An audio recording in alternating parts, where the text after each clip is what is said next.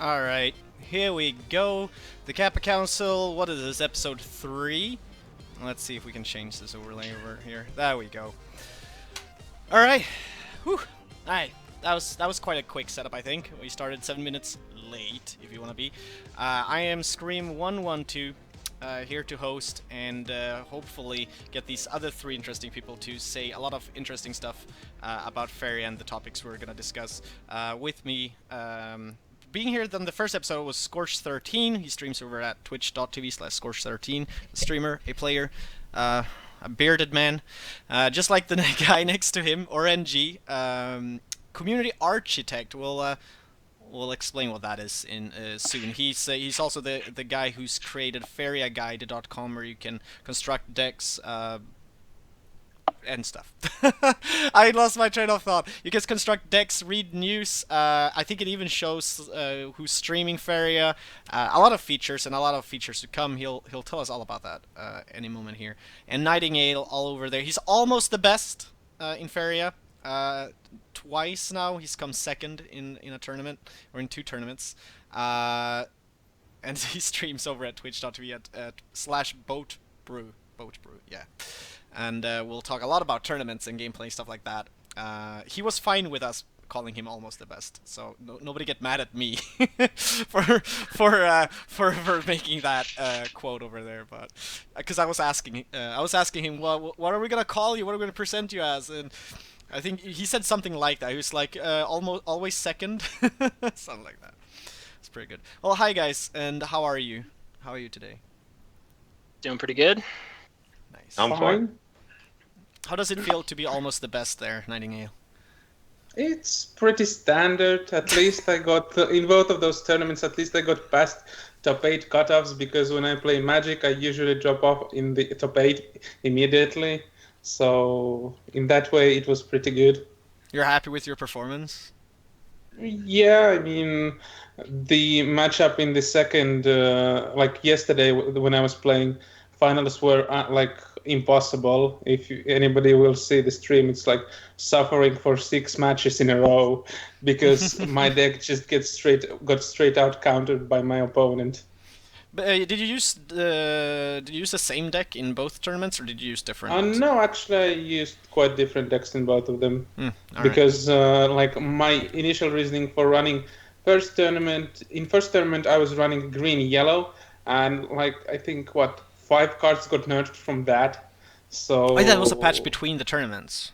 yeah, Oh. like a day before the tournament, there was a patch, so I was testing for like until 4 in the morning, and then the whole next day until the tournament, I was testing for the upcoming tournament. I see, I see. Orangee, have you played in any of the tournaments? No, not yet. You're just making websites. Yeah, mainly. Do you want to tell us what FaeriaGuide.com is then? Would you like to tell us? Like, what is that? How long has it been working? Like, maybe even say who the hell you are. Maybe there's people out there who know you from before.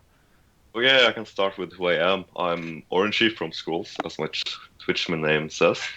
I started doing community websites back in Scrolls when that was alive. And I made Scroller.com, and when Scrolldeer died, Reef Scrolls, I wanted to do something else, and Gareth, he kind of convinced me to do Faeria. So here I am making FaeriaGuide.com now, which is a community website where you can post decks mainly now, and hopefully we can see guides, and I hope people will use it. Yeah, you did a website for Scrolls, didn't you? Yeah, Scrolldeer.com. Scroll? Scrolldeer, like Scrolls and Soldier put together. Oh yeah, Scrolldeer. Yeah, that was the name. Yeah, because I haven't played Scrolls at all, so I don't know anything of that. But I've seen in the Discord and in the community when people like, oh, you're the guy who made Scrolldeer, or like you're the guy from Scrolls. Like a lot of people have recognized you for that. Yeah, which I was must be surprised. quite cool, actually. Yeah, it's a little bit cool, but it's actually a bit weird too. Like, oh, you heard of me? Okay. Yeah, right. Because usually people just hear of a website and not so much about who's actually making the website, right? Like Yeah, it's true. it's rare that people get famous for making a website. I guess Facebook is one of the other ones. Yeah, Mark people, Zuckerberg. Yeah, right. Like people know who he is.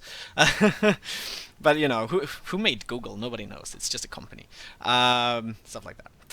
But yeah, I like the web. Like the website is great. Some of the decks people have been sharing with me that they play or make has been linked straight to their decks in Faeria Guide, and I really like the setup of it myself. So yeah, if anybody Nice. wants to build a deck, there's even okay. Explain to me what the curve is. What is a curve? I'm looking at curve here. Okay, the curve is basically the mana cost. You can see Oh, okay. if you go to a deck and you see the first is the number of cards you have is the number on the curve, and under we have mana costs. So Oh, you I can see. see on a deck It's a little bit like Hearthstone in that way. 3 cost, you have 7 4 cost, 6 5 cost, and 4 6 cost. And you can basically look at the curve and see how the deck works, or how likely you are to draw what you need on the mana cost and stuff. Hmm. I really like. I just- just like the overlay. Yeah, sorry. Go ahead. Just a small note, those kind of things are very important if you're playing blow decks with Unbound Evolution, because it's very useful to quickly look up what the creature can transform into by doing mana cost filtering. That's what I actually did during the last tournament. Oh, that's pretty smart. So you mean you just go into like building a deck builder, and you just Well- filter by By mana cost, what creatures can it transform into, to see if you actually want that to use Unbound Evolution in that. It's not so useful when it's small creature, but on bigger creatures, RNG is much smaller, and you can decide whether or not you want to use Unbound. That's just a small side note. Sorry for interrupting. No, that's great. Nice. That's great. I'm not sure if we have that when building decks on Faeria Guide yet, though. Can we? We don't have a curve yet, no, but You you can't can filter by by Faeria cost. Oh, you can. I'm just Yeah, blind. it's just wonky. You have to click the name, then Select Oh, Faeria I'm and search blind. number. Oh, So- there it is. Oh, that's a drop down. Nice. Yeah, Yeah, I it's was like, where is kind of that my filter? fault. He's talking about this Kind of filter. I'm styled like, the drop-down. where's the filter? All right, I see it. So then you just type like 2. Alright, it's a bit unclear. User friendly. I styled the drop-down like a text box, so that's kind of my fault. Yeah, yeah. Well, you have some more work to do. What's the feedback been like? Like how's the reception been of the website so far? Feedback I've gotten is great so far. Not Yeah. very much feedback, but I actually got a donation, which is nice. Oh, wait, Nice. you can donate. Oh yeah, at the So- bottom. Look at that. Go donate to I don't know, make him rich, buy a car. Keep the pay the upkeep. Yeah, I spent so much money on websites. It's ridiculous, and I'm just a student. So. Dude, like people don't understand what it costs to do websites. I'm not good at programming and making websites like that. I'm one of those who's like been pretty good at using WordPress, like any content management system and like editing them. I mean, learning a lot about editing them myself and like stuff like that. But I cannot build from scratch. Like I'm just shit like that. But sometimes WordPress or that's the only thing I came to mind right now. But before that existed, there was some other ones that I used. But stuff like that, are very efficient for people who are not very good at making a website. But you want to make something for a specific purpose. There's usually a lot of cool mods and stuff out there. However, paying for a domain, if you don't have like any way to host it yourself, like you gotta rent hosting, like there's a lot of costs going into it. And even then, some of the coolest stuff you can do on websites and even in content management system, you usually need to buy a license, so stuff like that. I assume being good at programming yourself means that hopefully you do a lot of the code yourself, but you're putting so much time into it, so that's also a value and a resource, something that cost. It's hard to measure, but yeah, I like that there's a donation button. I hope people support it. There's many more community websites, obviously, guys, and if you want to find more of them, you can go into Discord and basically just ask, and you'll get links, because I don't know all of them. I know there's Faeria Guide. Faeria Kick. Oh, is it Kick? I was like, there's something with Kick. Play Faeria. Play Faeria Faeria.com. decks. They're all, if you're in the Discord, in the deck sharing tab, they're all linked at the top. Okay, there we go. Faeria deck sharing. Oh, there we go. Awesome. So yeah, in the topic of the deck sharing chat channel in the official Discord, you have all of them. So, but what is it? You're called an architect. What is? Community architect. What is that? It's basically I build stuff for the community, free of charge. So it's basically for people. If you go into the official Discord, you'll see in the right side on the user list, you'll see architects, you'll see Loader, Orange, Tidwell. I say Orange now instead of Orangee, obviously. And they're orange, so I think Orangee has the advantage. Yes. And they're all basically making community websites, tools, stuff like that. I don't even know half of what the stuff they make even means or is. I think somebody made like this. I don't even know what a GitHub is, but like he made something where it just pulls all the data, like you can get all the card data and stuff like that, like a database or something, right? Is that correct? Yeah, that's pretty easy to do actually. That's easy to do? Yes. I like how you're like, oh, I that's made so a easy to script do, that- like, I could have done that. I made a script that took all the cards from the GitHub, download everything, and resize them into 4 different sizes, and crop them and everything. So it's user friendly and stuff. Hackers everywhere. Being awesome at coding. That's awesome. That's pretty cool. So, all right. That was a little bit about that. If anybody has any questions to Orangee or about anything that has to do with the community websites, feel free to shoot those. We'll pick them up. We'll be a bit jumpy here on the topics today. But we definitely want to talk about the current meta. We want to talk about tournaments. The latest patch, maybe we should start off with that as well. Just talk about the changes and stuff that happened. Is there anything in the latest patch that any one of you guys feel is like insane, huge? Like, what's like? Is there anything defining in this patch you feel is worth mentioning as like the biggest Everything. change? Everything. Yep. Everything. There's some pretty big swings based on this patch. Oh yeah. You've seen it in the meta. Yeah. If you play the game. Like, I mean, my take on it, without having played too much since the patch, is that yellow like, I'm not scared of removal anymore as much. Well, it's yeah. The spot removal got nerfed like last Nightmare, and Azurai does not remove. So instead of 4 spot removal, direct removals, we have only 3. And last Nightmare is quite much harder to cast, which makes it less playable and less splashable. Well, I like the That's- last Nightmare. For those of you watching now, was nerfed. You could call it. Yeah, it's a nerf. They made it require 3 deserts instead of 2, which, just like Nightingale said, it's now basically not so. It's not so fast, actually, and also not so splashable, since you need to put down 3 deserts to get it out. Because before you saw 1 desert, you were like, oh shit, like the next turn he could last Nightmare anything. and now at least there's like, oh, there's 1 desert. Okay, he has some yellow in his stuff.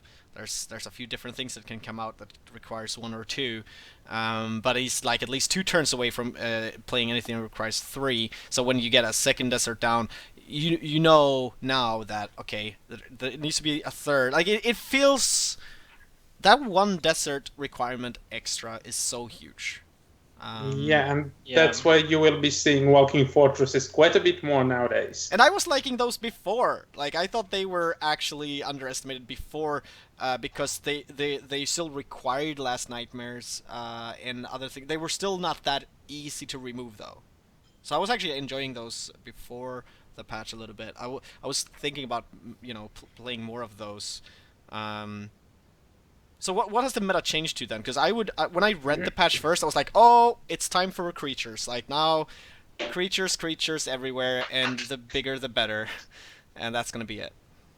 Actually, that's partly the case. Creatures are harder to remove, but what you will see most, at least for right now, is blue-red, because that's the one which won the tournament. Not hard counter, but reliable counter to that is yellow neutral rush with Walking Fortresses. That is not as popular deck, but it counters blue-red, which is also good. And green decks with runing.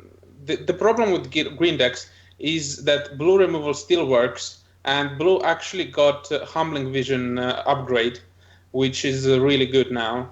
For that reason, green is still kind of bad. It's kind of worse off, especially since they nerfed Runin's Avenger as well. It's kind of not auto-include anymore. Red, and conversely, red got boost because mass removal is actually decent. Yeah.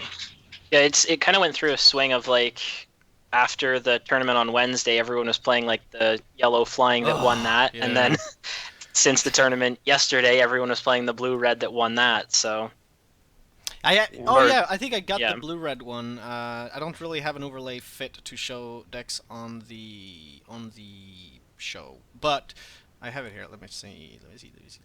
Where did I While put it? you're doing that, I want to mention one thing about tournaments. You will see the deck on the ladder, but you will not see it on the tournament that much because people usually do not play. It seems that people do not play the winning deck from the last tournament as much as they do in other games.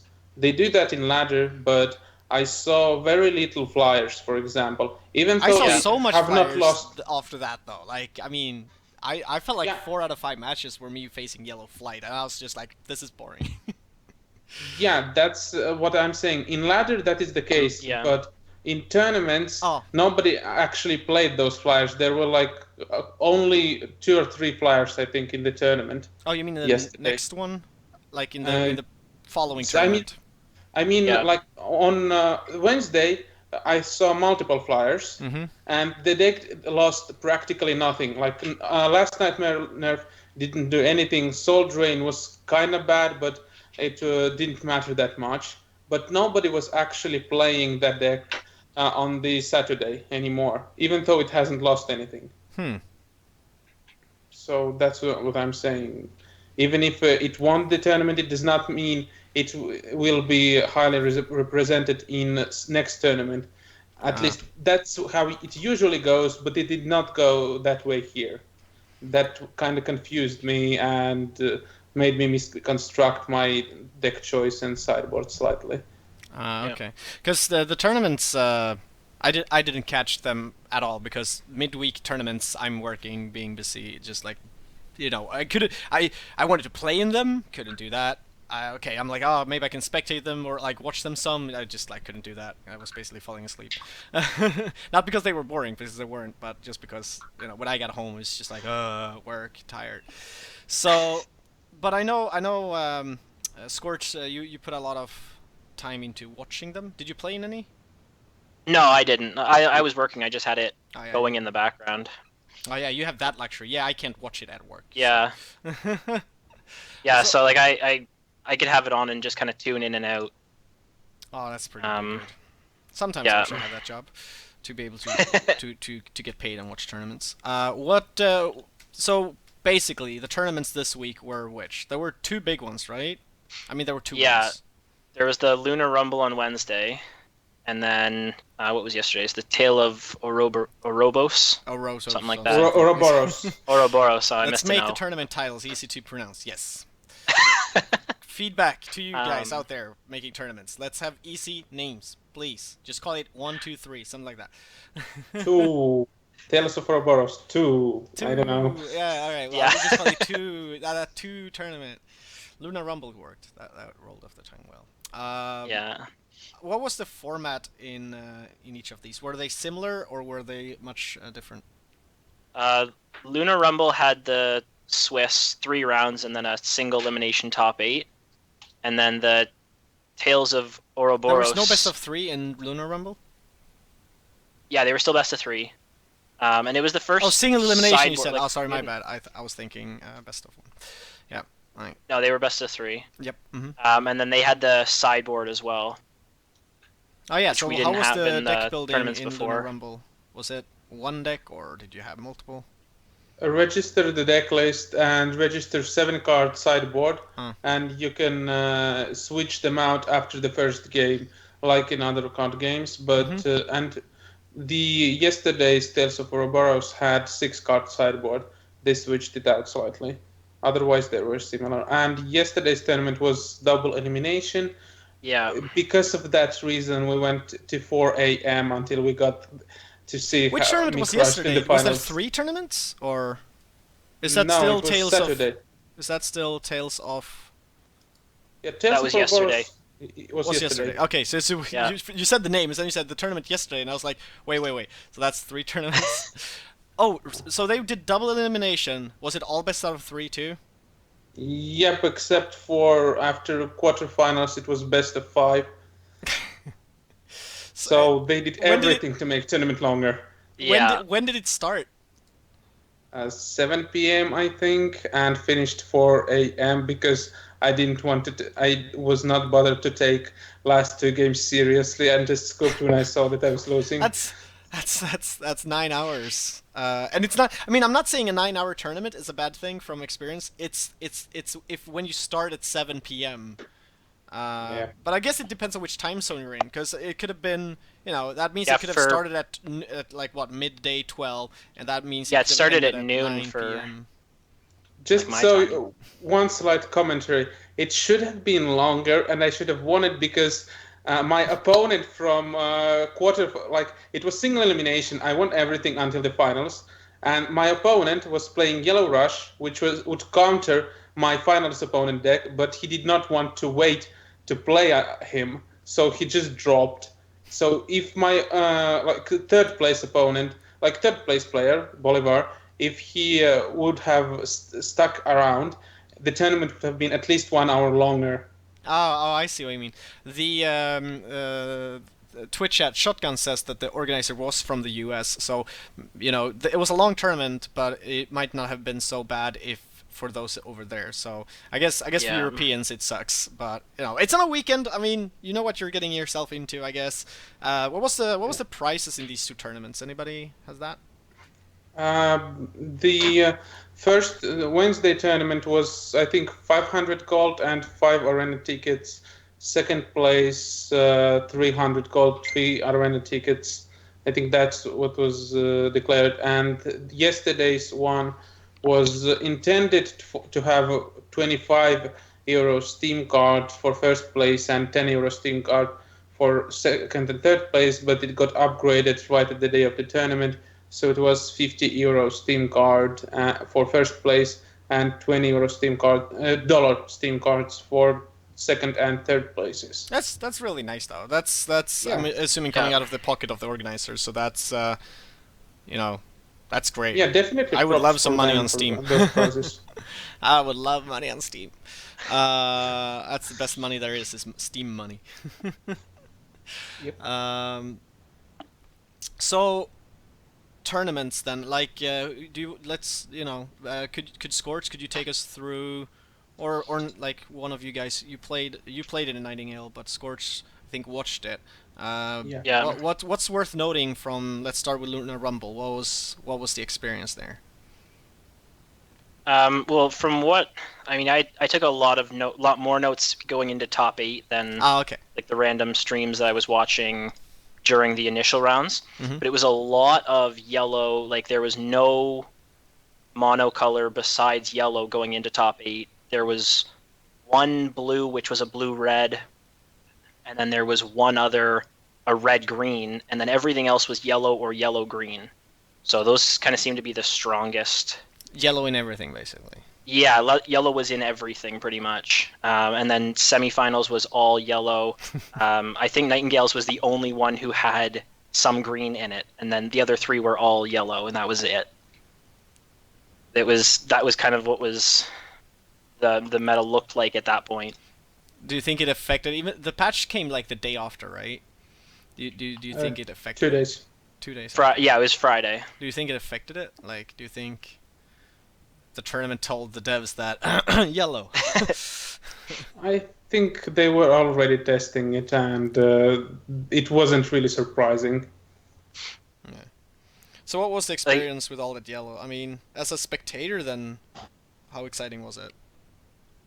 It wasn't bad. The games played very similar, like game to game. Like a lot of the notes when I took, it was like somebody builds up aggression, and then Azurai comes down and flips the board, and and then the other person either nightmares or Azurais, and then they kind of start over, building back up again.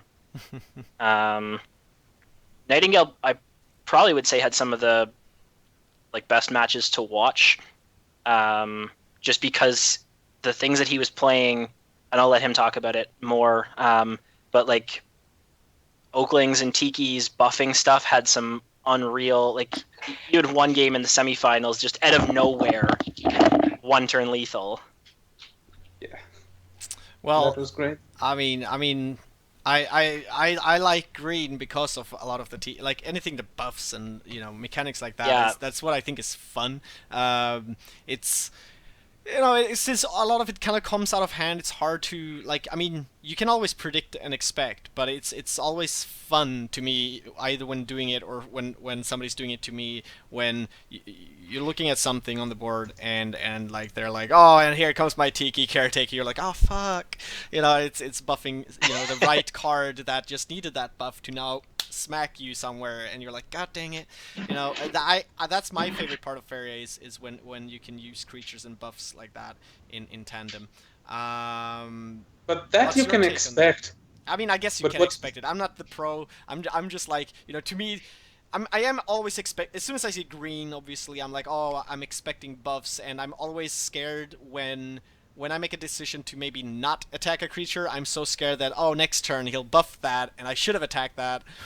I'm trying to play by the rule that if you're facing green, always attack the creatures when you can attack the creatures. Yeah. But can you expect Kalim's follower to deal 20 damage in one turn? That I don't know, man. Oh god. Yeah, the green yellow combo shit with stuff like that. Did that happen? Yeah, That was my deck. Oh Fucking hell. Shit. Yeah, I need to watch that. There's a highlight of that, I assume, somewhere. I think the stream got off on the best part, at least the recording. Oh. That was kind of sad. No. Oh. 20. I did have it recorded on my stream, but that happened actually multiple games. It was the best moment when I was losing the game. Opponent played. What was he playing? He was playing mono green, I think. It was 1-8 of the final or something similar. The semi-final one? Yeah. He was playing yellow. Oh, okay. But I mean, I had multiple matches in similar Yeah. vein. But the point was happening. He had the board under control. I was losing pretty much. But then my second Oakling, after it died, buffed the Kalim's follower, which was already buffed once. So I had 10-11 Kalim's follower. I looked at the board and realized that, well, I'm still in the game. I can hit him with one-hit KO because I had the few Runin's commands in hand to complement the damage and deal 20 in one turn, which was exactly what happened a few turns later. Funny thing is, my opponent after that match told me that he had Runin's Avenger in hand, but hadn't realized that I could do 20 in one turn. You don't think about that. It happened to me in a game. Yeah. I don't think it was a it was a few patches ago, but it was it was when yellow Russian stuff was. I mean, that's always been a thing. But when you were playing that yellow card that got buffed by events, right? And I was yeah. That one. and I was like, I'm protecting my orb. I was like, I had like a good play that I was building up to. And I was like, yeah, this is gonna be right. I got 20 life. Like, I mean, there's nothing he can do. And, like just drops these fucking combos, and the way he just like, I mean, I knew what the card would do. I was just like, oh, so he could get to 20 with that shit. Oh, okay. Like, it was just so like mind-blowing and just so hilarious to see. I mean, it's not very consistent, I would assume, or think. Yeah. Because I haven't seen it much. Well, yeah. Yesterday I was playing today I was playing a random game and I killed at least 4 of the guys that could do that combo. The last one I just couldn't kill and he killed me out of nowhere. It was So you're telling me right now there are decks out there that do the 20 damage one turn combos? Yeah, like a yellow-blue OTK with those event buff guys. The people are playing some of them. I saw at least 2 people on Gold Rank doing that to me. And I had Shimmering Statue in front of me, but it did not help because he had Shifting Tide. Of course. And I just killed every of those guys on sight. But removal ends sooner or later, and they have high mobility, so it's actually viable. Maybe not the best deck, but it's certainly a viable deck. Yeah. And sorry, you were right. It was the top 8, so it was the quarterfinals, not the semifinal. That one happened. I'm just looking back here. Yeah. And it was a green-yellow because he had Runin out, so he had control with that. So yeah. Yeah, actually, I think similar thing happened also in my semifinals, so that's why I was kind of confused. Yeah, I was looking at the wrong one because the notes are very similar on the way it happened. Did you catch any of the tournaments, Orangee? Like, I realized we were talking a lot about those, and I want to see if you have any. Really. I watched some of the show match with the Tarum got out and we're gonna mention the show match. We'll get to the show match that happened today. We'll get to that. But you didn't watch or follow any of the tournaments during the week? No, I worked with some school assignments. Yeah. It's understandable. I prefer when tournaments happen on the weekend. I have more time on the weekend. Me as a player streamer, I would like to participate. I would even if I'm not gonna win, I just want to play and get the experience and laugh at how bad I am, or how lucky I might get. It's just that, right? So yeah, I can't wait. Yeah, there's a few more things we're gonna mention about tournaments. But let's move on then. The next tournament happened. Oh yeah, the winners. The winners was Inari in Lunar Rumble, right? Yep. And second place Nightingale. And did they have a third place? I don't remember actually. Yeah, I don't remember if there was a third place match. Oh, okay. Well, third place? Who cares? Like, I mean, come on. Like, you're not even in the final. I think they had, because I'm pretty sure when on Discord there was announcement on winners, there was third place as mentioned. Yeah, I'm pretty sure if I actually go to tournaments and I just scroll far enough, I think. Yeah. I think you can just scroll a bit in announcements and that will be faster. Tales of Roses. Here we have that. I already found that. I'm assuming. Well, it depends on. It's just that Atmos does so pretty announcements with emojis and stuff. Here we go. Here we go. No. Oh yeah, Coil Gaming. Coil Gaming, Faeria, Lunar, Rumble, Tournament. Inari, Nightingale, Modgnik. Something like that is third place. And apparently none of the players actually had the full collection, by the way. As a note, none had the full collection, and here they are, top 3 in a tournament. So you don't have the full collection, Nightingale. What the fuck? Actually, I didn't have it before yesterday, because I bought it on Friday right after they made the patch. So that doesn't hold true anymore, but yeah, well, I did not have collection before that. Alright. I did not have it at that point. Alright, but you had the full tournament, the full collection in the second tournament, right? Yeah, at that point I had it, yeah. And you came second, pay to win. Yeah.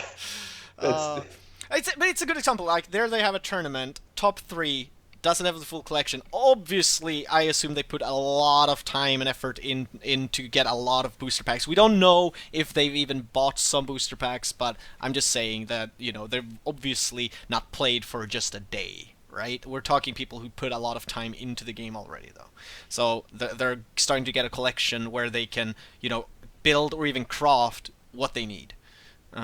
So yeah, I mean, it just shows that. And also in tournaments where you bring one deck, you can make one deck, right? So you still, with a limited pool of cards, you can still manage to make a very good competitive deck. But if this was a tournament like some others we've seen, like the Showdown today, where they bring 4 different ones and you can't use the same cards, or like you can only use a card 3 times total, then yeah, you kind of need a collection. Yeah. So that's pretty even dope. just to put a deck together. Another reason, if you want to actually test different decks, you also need full collection, because I tested before the tournament. I think I tested at least 6 or 7 different decks to see what would work, at least for Saturday after I got full collection. So that also helps with that. But also, Nightingale, you've mentioned before that, you know, when I did Magic the Gathering. So what's your previous experience then? Like, what have you done before Faeria? Like, it sounds like you might have played a lot of other card games. Well, Yu-Gi-Oh! Pokemon in my childhood were, of course, there, but mainly like Magic the Gathering for about a bit over 10 years, I would say. I got some money prizes in GPs and got even in PT Pro Tour once. So just let's just say standard tournament player experience. Nothing big, but quite standard. Yeah, so you're almost the best. Not definitely not. Luckiest maybe, but not the best. I said almost. So. Yeah, and almost. Not even that. But yeah. But still, I feel like, you know, Magic, in my opinion, is the card game where if people have a lot of competitive experience, they just know a lot of stuff, like just a lot of how to think and when to build decks and stuff like that. Then obviously I do think Faeria brings this freshness where, oh, but you gotta play this on this board and build land and there's other things. But yeah, for some reason every person I run into that has like a lot of competitive Magic the Gathering experience just seems to know a lot and be very smart people. You're like, well, either you were like, oh, if he knew how not smart. Yeah, exactly that. But still, what's your surpling on Orangee? Tea. Indian chai tea. Oh god, that sounds delicious. Damn. It's the best. And the best Top ever. Oh, Oh, Uh, that's what's her nice. name? Tingeling, something like that, right? Tinkerbell Mm. in English. Same thing. Tingling in Norwegian / And Swedish. Swedish, yeah. Alright, yeah, I thought maybe that's the English name. What do I know? Oh, that just sounded delicious. Now I want tea. And I don't even have one of those quick water boilers, so I have to do the old-fashioned way where you like put it on the stove and you're like waiting for the water. I to bought heat up. one for $10 like a God. month ago. It's amazing. Like the best thing ever, right? Yeah. Yeah, I like the off-topic here. Water boiler, guys. Yeah. What color should they be? uh, That's awesome. All right, so quickly then, we had the Tale of the Odysseus something tournament that happened. Which day was it now? Was it Saturday, Friday? Saturday, yeah. So it was Saturday. It felt like it was a weekend, a weekday tournament to me, but that's just how I work. Right, Saturday then. How did that? How was the format there? Like, was that was the one with the double That was- elimination? Double elimination, yeah. They Best were all of best of three. threes with the best of 5 final.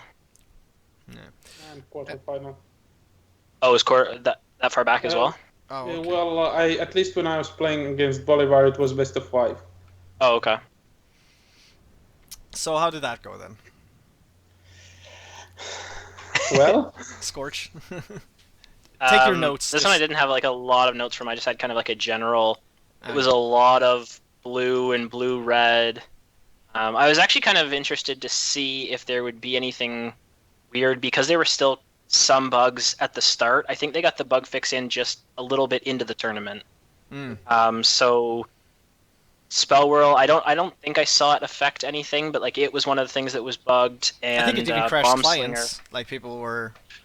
Yeah. I think they fixed it before the same Was it- day. I mean, before the tournament. Oh, okay. Okay, Spell I Whirl thought it was fixed just a before. little after, so like some of the first games might have still had And it. They but I fixed wasn't sure on the Tumbling timing. Vision bug at little Okay. after, and a few others. But the one that crashed the game with Spellwell was fixed before the tournament. Yeah. That's pretty funny though. Like, it just imagine like, oh, there's a tournament. Anyone who plays Spell Whirl is like just losing. I guess I don't know. Well, Like, luckily oh, you they did disconnected, fix that in time. Yeah. The Aurorden though. What was up with that? Wave Dash Republic will have to tell me. He's in Twitch chat. He's saying the Aurorden though. Blue, yellow, and blue, green. Sure. Yeah, it definitely seemed like blue was the strongest coming out. Just the control that it was able to give. The Humbling Vision being like reducing the health or life of creatures as well. And then Mirror Phantasms were unreal to control with. The Toads were really good. Ninja Toads were really good. It seemed like it was kind of like 4 was the magic number. Mirror Phantasms being the 4/4s, Triton Warriors, and then a bunch of Tyrannax as well. It was like that was kind of like the magic number of the tournament. Tournament winner deck right here actually for that, which ran Unbound Evolution, Cypher's Wrath, Flame Burst, Aurora Mythmaker, the old turtle that I freaking hate. Yeah. To see against me. Battle Actually, Toads. Tail was buffed. Hmm? Tail was also buffed in the last patch for anybody not who doesn't Oh know. yeah. Let me check. Which one was buffed? Tail. Tail of the Elder Turtle. But has anyone used it yet though? Shit, I don't I'm even know what not it sure. does. I tested it. It wasn't useful, at least not yet. Alright, well, Firebomb Ninja Toad, Imperial Judge, Ancient Herald, Turnax, Mirror Garruden. Phantasm, Blazing Salamander, Groundshaker, Garuden. And apparently the Aurorden, which is the 5 mana green dude that gives +1/+1. Oh yeah, I knew which card it was. When he died, Yeah. it crashed the game apparently, so we had to restart the client. Eredon was his name. Yeah. That was indeed bugged, and it crashed games. I just love bugs like that. That makes me happy. Yeah, so blue, red. Like I saw. I'm not sure if I ran into exactly this, but can it be? So, hear me out here. So the first tournament happens. Yellow flight, just everywhere on the ladder the day after, because I played the day after, and I regret doing that because that was boring. Because that yellow flight was just like, oh man, okay, well, wow. And then maybe people try to counter that rather than actually play it in the next tournament. Like people think that, oh, but I'm gonna be clever. Everyone's gonna run that. Like maybe I wanna be smarter. So maybe the blue red that we saw was basically people thinking that this might actually work against it. I'm actually hoping that will happen because that means everybody will be playing Yellow Rush. Again, or Well, that's the counter to the blue red.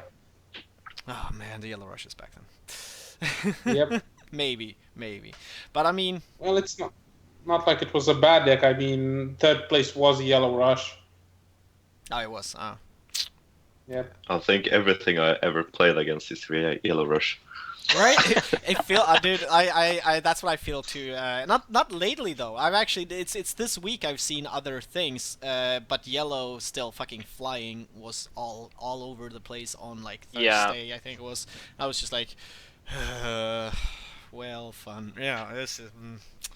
But yeah, I'm happy to see other colors getting in there. But I still like. For some reason I feel like it's always since early access now been blue, red, and yellow. Like it's been so much about that. There was a time when green was talked about, but I don't know. And yeah. Green is hardest counter to Yellow Rush. At least it's best counter to Yellow Rush, so that's why there were quite a bit of green decks. But before last patch, they wanted to splash yellow because yellow was too strong by itself. So. Yeah, we had yellow in everything prior to this balance patch. I'm happy they nerfed the control of yellow, but I'm worried that yellow flight might be. I feel like it's yellow flight now, and this blue-red stuff that I'm just starting to see because I didn't get enough games in today to kind of get a feel for that. But I feel like it's those two that I think might be the top tier decks at the moment, just from my very little experience this week of the game. But that's what I'm thinking. What do you guys think? Do you have other opinions about the top decks right now? I'm generally agreeing that blue-red and blue-red is probably the best deck, even though it has slightly weak matchup against the Yellow Rush. It's still really good against most everything else. Then we have Yellow Flyers is a good deck. It's stable and hard to deal with, especially with good draws. And yeah, Yellow Rush against Blue-Red is a good thing. My idea going into the tournament was I wanted to beat the Flyers, so technically my mono blue deck, which was second place, is good against Flyers. I think I played against Inari in testing and it was like 6-0 to mono blue. So it's kind of good matchup because it applies pressure and high mobility, so it can kill Flyers with the Phantasm and everything else. But it's like no chances against Blue-Red, 0. That's why I wouldn't recommend that deck that much, but at least it beats Flyers and has a good matchup against the majority of other decks. Yeah, well, the Blue-Red just has so much control, just because you've got like the spells and the phantasms, you've got Aurora to buff your own, and then the red with like the salamanders and certain other like spells. It just has so much control to just deal with everything and eventually cripple you. Yep. That's really... Actually, what I saw today on the ladder, I think many people are trying right now, is playing red bargain decks. So basically... I would love to see that come back. Shamanic Dance, or what was the name of the card for 6? Faeria making one of the cards in your hand cheaper for 6. Oh, Ogre Dance. Ogre Dance, and then there was the Ogre Bargainer, or what was the card that reduced by 6. So the deck that played both of those with Garudan and Ground Crusher, I think it was mono red, but I think people were trying other builds as well. I think red bargain is good. It's good as long as people are not playing Unbound Evolutions. Yeah. Because by Unbound Evolution, Garudan, which was reduced by 6, gives you a 5 drop, so it's not that good anymore. That's true. I mean, at least you get the effect of it, Yeah. As dropping Garudon. I mean, you get a discounted fire bomb, fire something. Shit, what is it? Yeah, but Storm. Firestorm. yeah, but at that point you would prefer just to play blue-red without bargains. That's my point. Yeah, I guess. Yeah. But yeah. Yeah, it looks like I'm gonna try this blue-red though. I always have a hard time like somehow how do you say Prepare for mirrors. Yeah, you're right. You're right. I just have a hard time wrapping my head around blue. Usually, like it's just a color I've never been much into. But I mean, it looks fun, and it was interesting facing it. But I still think the yellow flight is strong. I just, you know, because it kind of does what green usually did, like, or does, which is big creatures. Now, just that they fly. And that's good. I mean, that's strong. And especially with the environment now where removal isn't super, you know, obvious. We'll see. We'll see. Yeah, I kind of like it, but I'm not. I haven't seen it that much yet. I just People wish are there was more playing- variety in my matches. That's what I'm wishing. I wish I would face more different things, basically. Because that would make me play more different things. Like, because when I face the same thing all over, I'm kind of forced into playing one thing all the time. And Yeah. that's Yeah, boring. that's. Because I still always go back and try a few games with my entirely neutral deck, and because I just like that, I just like it. It's so much fun to just put prairies all over the place and get land control that way, like trying to do that. Which I think was when I ran into that first yellow flight. I was like, he's not building much land, and I was just putting deserts next to his orb. And I was like, he's making it so easy to me, and then you know, plop, plop, plop, and I was like, "That's big creatures. Fuck, I'm done." It's like, just like that was the first encounter, and then I just saw it again, and I saw it again, and I saw it again, and I was like, "Ah." And before I even got to like the fourth match, I think I was looking around. I was just like, "Oh, so this is a tournament-winning deck." Everyone's playing that now. That was just like my experience with the yellow flight. Just like fuck it. And I tried different decks, and each time I would face that yellow thing, and I was just like, but what counters it? It was just like, But yeah, as that. I did have the top 3 for the Tales of the Ouroboros. Yeah, which was first place to Sweetie, second Nightingale, and third Bolivar. Lots of R's. All right. Something else about tournaments then. There's a big one. Yep. Abrakam is putting money into tournaments. And we have a big one coming up next weekend. I think the next qualifiers Next are. weekend is qualifier. Yeah. 2 qualifiers. Is this the beginning of some real esports stuff? Is this where Would be things great. get real? Are you gonna come second again and get $1,500? That would be really great. All right. Hey, 2,500 would be even better. Well, yeah, but I'm content even with the second place if it's for sure. Right. Even third place gets $1,000. That's still sweet. Yeah, that's actually. still good. The question is though, how easy is it? Because 2 open qualifiers with 256 slots each take place on April 16th and 17th. So that is Saturday and Sunday next week. I haven't signed up yet, but I'm probably gonna have to do that soon, just in case these actually fills up. But so I'm planning to play in it. I'm expecting to not. But I don't think I'm special enough. Like I'm not sure what special means. I was hoping it would, you know, be the way that I'm special. My mom says I'm special. I'm so special. It's the way the Forsen and Trump are special, because I think Then who will move on to play in the cash prize tournament finals on April 23rd, which is the weekend thereafter, on Saturday.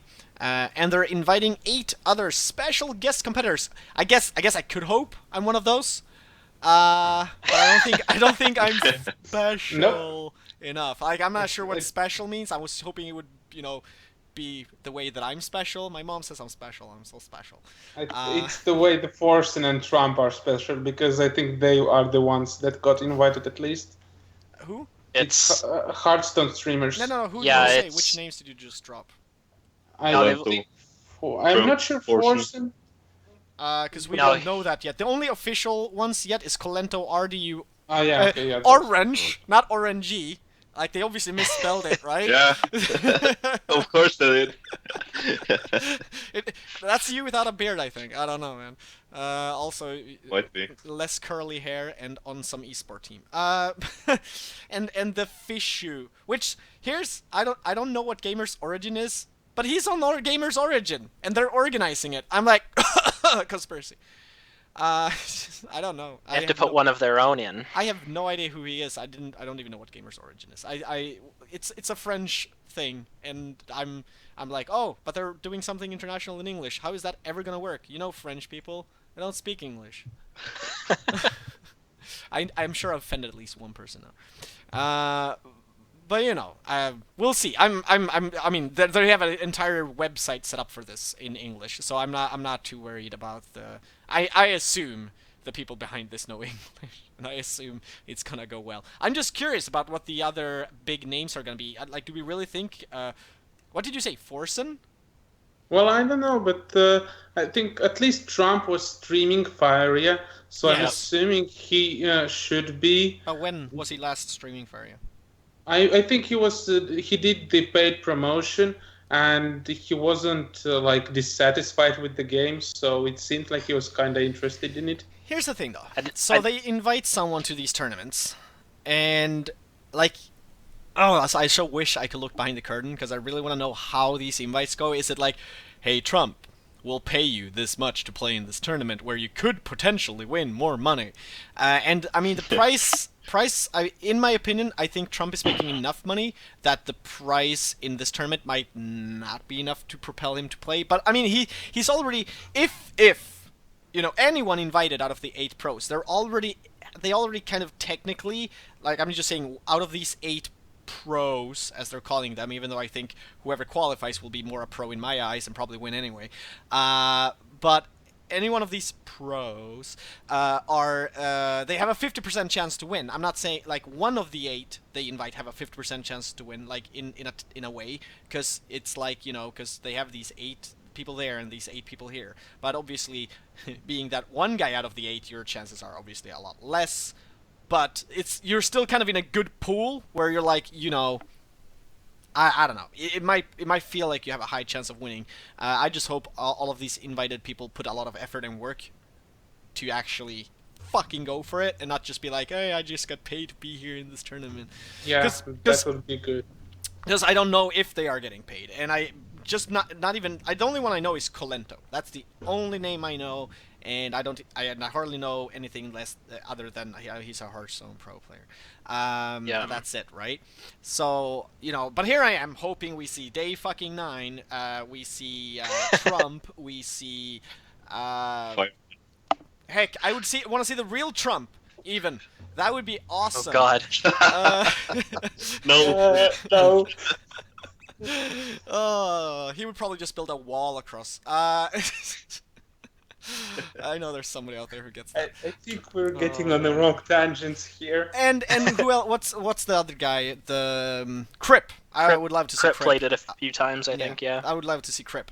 But again, I'm not sure how paid these invitations are. But I would love to. I just want to see entertainment. Because I don't expect me to be in top 8, like getting to this part. So I just want to be able to sit there and fucking just watch them get wrecked by whoever qualifies. Because I think we're gonna ask you guys too. I think the winner, at least the winner of this, what is the name of the tournament? I think it's Faeria Clash. So I think in the Faeria Clash tournament, I think the winner is gonna be someone from the community who was not invited. What do you guys think? One of the qualifiers. I think that's definitely probably more likely. Well, it depends on what the pros like put in effort-wise, like you said. Because the qualifiers are going through 500 people, right? So Or something like that. yeah, Yeah. One other thing to note is that I did check up on some of their streams at one point. They felt like, they were playing for fun, they were promoting it, But I mean, there is quite disparity. Even if they try to prepare, I don't think they have time to actually catch up to the better players that are like in top 10 of God rank, for example, on the play skill. Yeah, That's yeah. that's why I would bet on the community players winning this. This is not such a random format where luck matters. It's more important the play skill, and the fact that they haven't prepared that much for it should really give the community quite an edge here. Yeah, they are saying the Fishu is currently number 5 at Faeria, I believe, coming from Martin Perlow, who's the developer in Twitch chat. You know, and that just makes me think that at least some of these invited pros are not actually like promotional pros, because honestly, I'm not sure that the Fishu is like the face that's gonna bring in the crowd to this tournament. I think whoever the to be announced names are might actually be the ones bringing in the most. Colento being one of them, definitely. But you know, I don't think they could come up with enough you know, 8 celebs, if you wanna call it that, that could bring in names. So that's what I'm saying. The organizer here is Gamers Origin. They obviously have people who love Faeria and play Faeria. Fishu might be one of those who just actually love and play Faeria and are really, really good at it. So, you know, he might be that, like, the guy from the pros that get to the prize pool. But, you know, I still believe that the strongest contestant will be coming from the qualifiers. Yeah, well, if the pros actually prepare for it, then that would really be great, because the tournament would be that much more interesting to follow. Exactly. And see. Yeah, I mean, we don't want to see if it ends up being that the setup is one pro versus qualifier, because there's going to be 8 and 8, right? You don't want to just see the qualifiers just run over them because the pros are totally unprepared and don't know, you know, all the ins and outs that goes into each game. Because that's not entertaining to watch, like, from a spectator point. Yeah, one thing I'm actually slightly concerned about is the format they have chosen for qualifiers. Oh yeah, well, okay, what is the format? Please tell. It's I think it was that you bring 3 decks and you can swap them, but with no sideboard. So you can make 3 any decks and just but could choose you make one of them. Actually, sorry, no. I think it was just that you can play with anything. I think it was anything goes even. So you could even change the. Yeah, I think it was anything goes, that you can choose any deck at any given time in the tournament. At least it's okay. For qualifiers. Let me clear my throat. I'll read this. So, the qualifiers then. The format of the online qualifier is a 6-round Swiss. A round lasts 1 hour 30 minutes. For each round, 2 players confront according to these rules. Okay. Just that part, by the way. 6-round Swiss, and a round is 1.5 hour.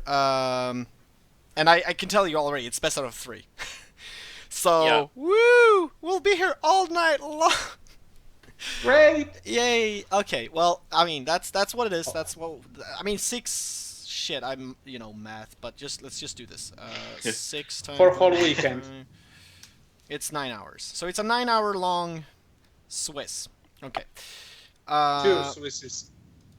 Well, because there are 2 days, two qualifiers, 2 days. Yeah. So it's best out of 3 wild. A player must win 2 games. Once a game is lost or won, any player can change his or her deck. The first player to win 2...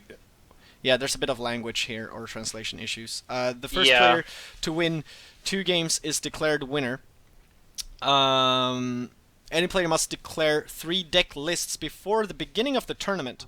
So you have to submit 3 decks. Players A plays against player B in best of 3 wild format to win the match. Player. Wow, there's so much translation issues here. Like, okay, so this is what I said about French people, and I'm not against. Like, I love French people. Some of my online friends are French, who speak English, but it's there's a lot of translation. A player being terminally. So basically, 3 decks. And so you could basically make 3. You could make 3 out of the same decks with like super slight variations if you really wanted to. No decks can be modified during a round to prevent any form of cheating. Any player may ask at the beginning of a match to receive a screenshot of his or her opponent's battle screen. Once the match is started, a player shall not have more than 3... On his or her battle screen? Once the match is started, a player shall not have more than 3 decks. So, according to this, you're not even allowed to have more than 3 decks on your battle screen. You have to like delete all your decks and only have 3, because if your opponent asks for a screenshot of your battle screen, there shall be no more than 3 decks on it. That's just a good practice to do it in any kind of tournament, to not accidentally take wrong deck. That's what I did for both tournaments. Deleted, saved all screenshots of all my other decks, and just deleted everything else. Yeah, you're right. I mean, I'm not against it. I just wanted to clarify it, and I was a little bit like, I have to delete decks. The match will be played under a limited amount of time. Faeria match will be played with a 12-min time bank. During each game, both players will have 12 min, 24 min in total per game to play. If a player uses all of its time bank and go over the 12 min limits, he will lose the game. What? The time bank is reset at each game. Any player can use this time bank as he wishes. How are they going to keep that in check? Has anybody read these rules? I have no idea, but I just assumed that they would introduce that time bank thing in the next patch. That's what I assumed, Dude, but I have no idea how they enforce it. Let's assume we're actually found something that is gonna happen by next tournament, because yeah.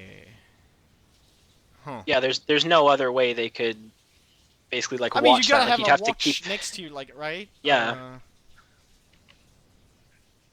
Yeah, the time bank isn't completely unenforceable. I feel this is something that might have worked in some other game, and they're just basically copy-pasting rules and editing. Yeah, because I still have small hope that they will change the sideboard format that tournament instead of the one they're doing. But yeah, feels like quite a few things are strange. Chris or Cubes is saying, I was told that it's an upcoming Faeria. I guess it means feature. We can ask Martin Parallel to confirm. Hithlum says he's read the rules and was asking about time bank, but no one is answering. They have to implement it, yeah. Magic Online has a time bank system. Alright. Is 12... So how much is this then? We're talking... Both places will have 12 minutes each. Is that enough?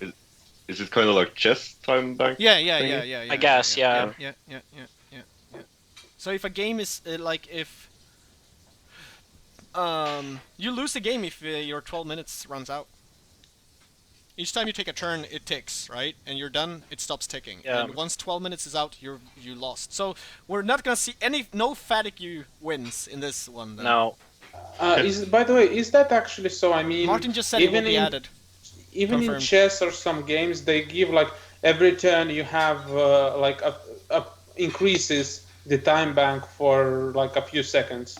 So if you're playing fast, even if your time is over, you shouldn't be run out of time. That's, for example, in Game of Go, you have 60 minutes of time to play, and then you need to make a move every 3 or 5 seconds after that, if you don't want to lose. It is 12 minutes according to the rules on the Faeria Clash rules, the English rules PDF file at least. Maybe the French one translates differently. Maybe the French gets 15 minutes. But it's definitely 12 in this one. But holy shit. Really makes you play fast. I haven't thought much about, like, I mean, it means that a game can take 24 minutes total. So yellow rook.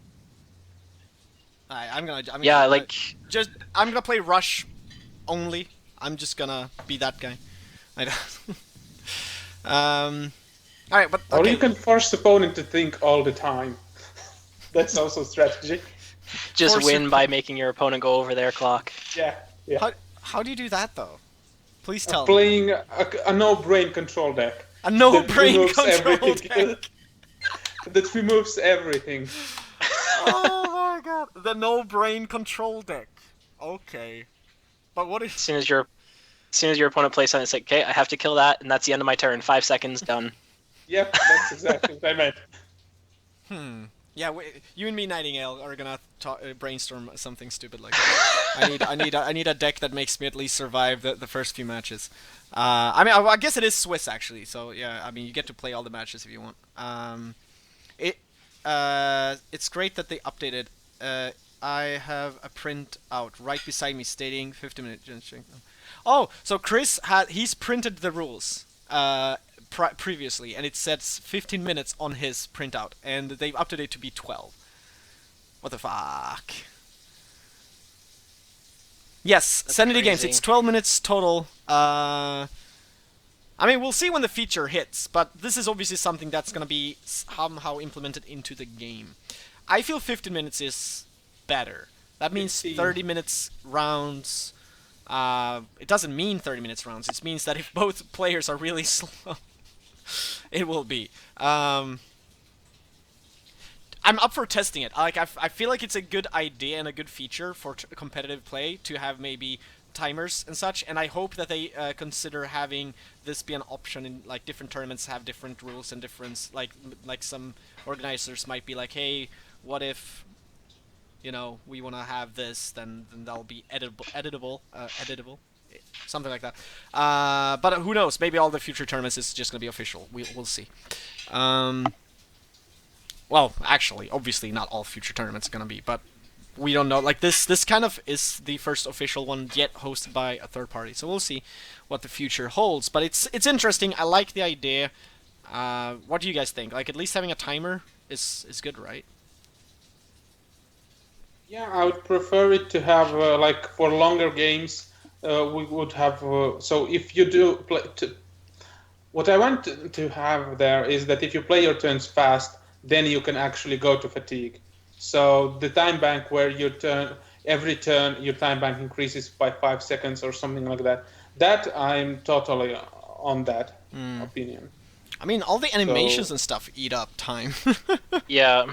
Like, Yeah, draw the that's card, also a problem. drop the creature, attack. Like, there's a lot of stuff that eats up time. I fucking hope they trust us. Maybe we get Nazordomo with something for Hearthstone, it. for example. Huh?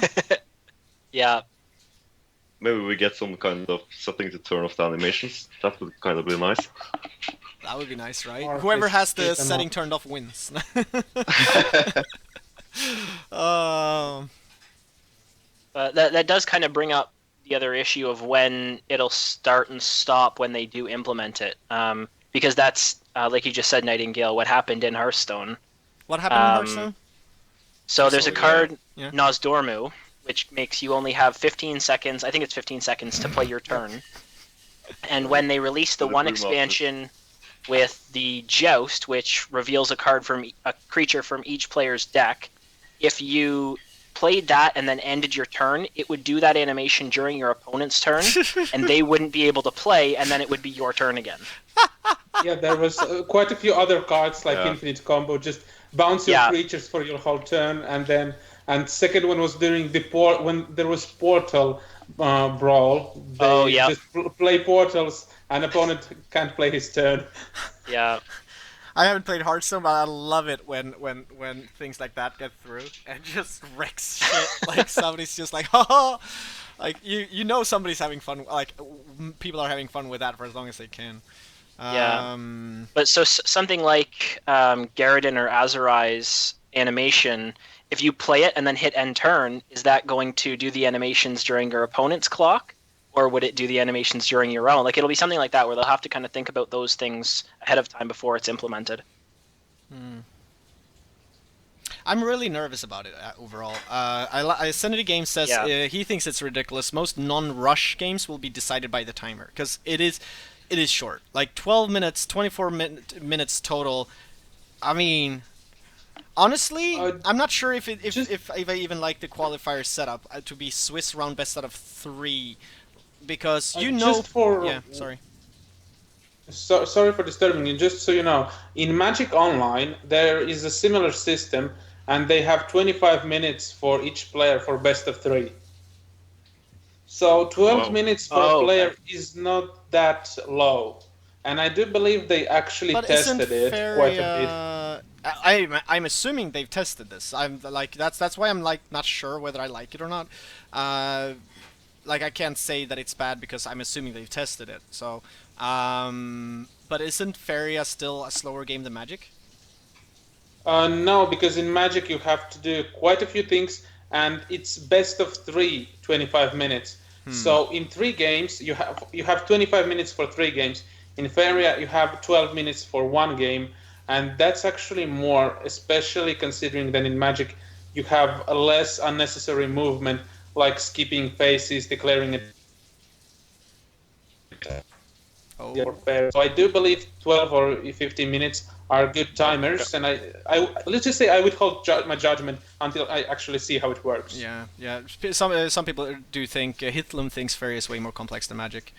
Yeah. So anyway, about the format, then I just want to discuss this a little bit. Having organized one tournament in Faeria and previously in other games, but and just being overall interested into this shit. I think 6-round Swiss poses a problem, and even more so when it's a 1.5 hour best out of 3 match each round thing. The problem is that people who lose, let's say, the first 3 rounds, they're just gonna stop playing, and you're gonna see walkovers all over the place, right? And that's gonna be boring for those who are getting the walkovers, because they might still be on that win streak then. So they have to just sit there for 1.5 hour to wait for the next round. And what if that's a walkover? And then they, you see what I mean? You see the problem? Yeah, that's why usually in Swiss tournaments, the walkovers should just say that they drop, and in that case, there would be at most 1 player. Ah, okay. There will be at most 1 player who is waiting 1.5 hours with buy. Yeah. Others will have their opponents. Yeah, you might be right. Hopefully, because I think they're using Battlefy for this, right? So I haven't used. Yeah, let's assume that they have a fix for that, because that's my one concern. And the other concern is that I think Swiss is. I guess it's a qualifier. I guess I'm gonna not say that it's wrong format. It's quite good though, but I'm not sure. We'll see how it goes. What other format would there be? Yeah, I was just, I was thinking differently, but actually I think Swiss is the best way. I'm not sure. I guess it's the most fair to have best out of 3. I think it's just the time and the timer that I'm concerned about. But there's money in the end. There's the playoff tournament is happening after, so it is kind of like a much bigger. Yep. No. Actually, it's quite good. Yeah. We'll see how it works. I'm just worried about the walkovers overall. That's the only concern. Yeah. Is the walkovers. But if the system somehow removes them entirely, so the walkover players is not still in the system and not being matched up against people, then we are good, I think. Yeah, and if it does drop and then you get like 2 people, then it'll eliminate both, and then you have no one with walkovers. Yeah. Okay, so Loader says the 4 players to get qualified are decided by points, right? Don't you think that the 256 players in the qualifier, a lot of people will have the same amount of points?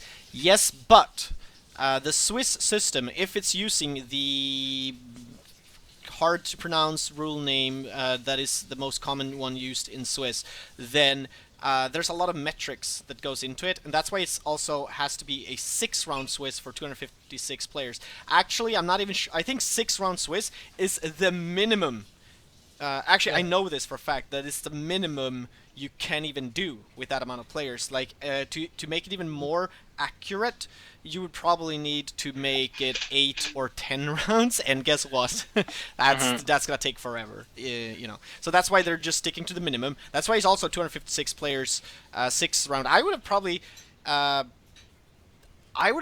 just to make it more easy to organize, I would probably just cut this in half. I would have done 5 or even 6 round Swiss with 128 players, but 4 qualifiers. So it would be the same amount of players that could participate, like, the same total. But I would have done like 4 qualifiers. Like, I would have started like this weekend, then have 1 yesterday, 1 today, the next weekend have 2 more, and you would have reached 500 something players. You're forgetting that many people are actually applying for both. Yeah, you might be right though. Yeah. Yeah, you could be right. Could be right. But you could have also made them then at different time zones to work for different people. You could have had earlier, later. Like you could have, covered more time zones as well. Most people are from Europe, and most of people who are interested will play this independent of the time zone. So that's kind of screwing majority of the player base if they choose non-European time zone. At least that's my opinion. What time zone is it now, though? Like, what times are they actually running these on April and on? Do we know? I mean, we obviously know if I just go to the website. Let's see. Let's register for this qualifier. Battle 5. It says the first one goes at 9. When the hell is PDT? Pacific Daylight. Which So that would be when the tournament started yesterday. It started at noon for me, which would be 9. So what time did it start yesterday? Not 6 p.m. CET. That's Central European time. So here's the thing. Let's go CET. Time and date, Central European time. I don't think it's being used right now. Nope. So here's the thing with time zones when people in other time zones. This is, okay, let me just say this. This is why, please everyone, tournament organizers, always state your times in GMT. Because it doesn't change. Because there's summertime in most of the world right now. CET is used as winter time. Thank you. Which actually means that if we're going to assume that CET refers to the summertime in Europe, which is CEST, it means that it's going to be... Well, it still means it's going to be 6 p.m., which means that's 6 p.m. my time. That's good. That's good. That's a good starting time for me. I like it.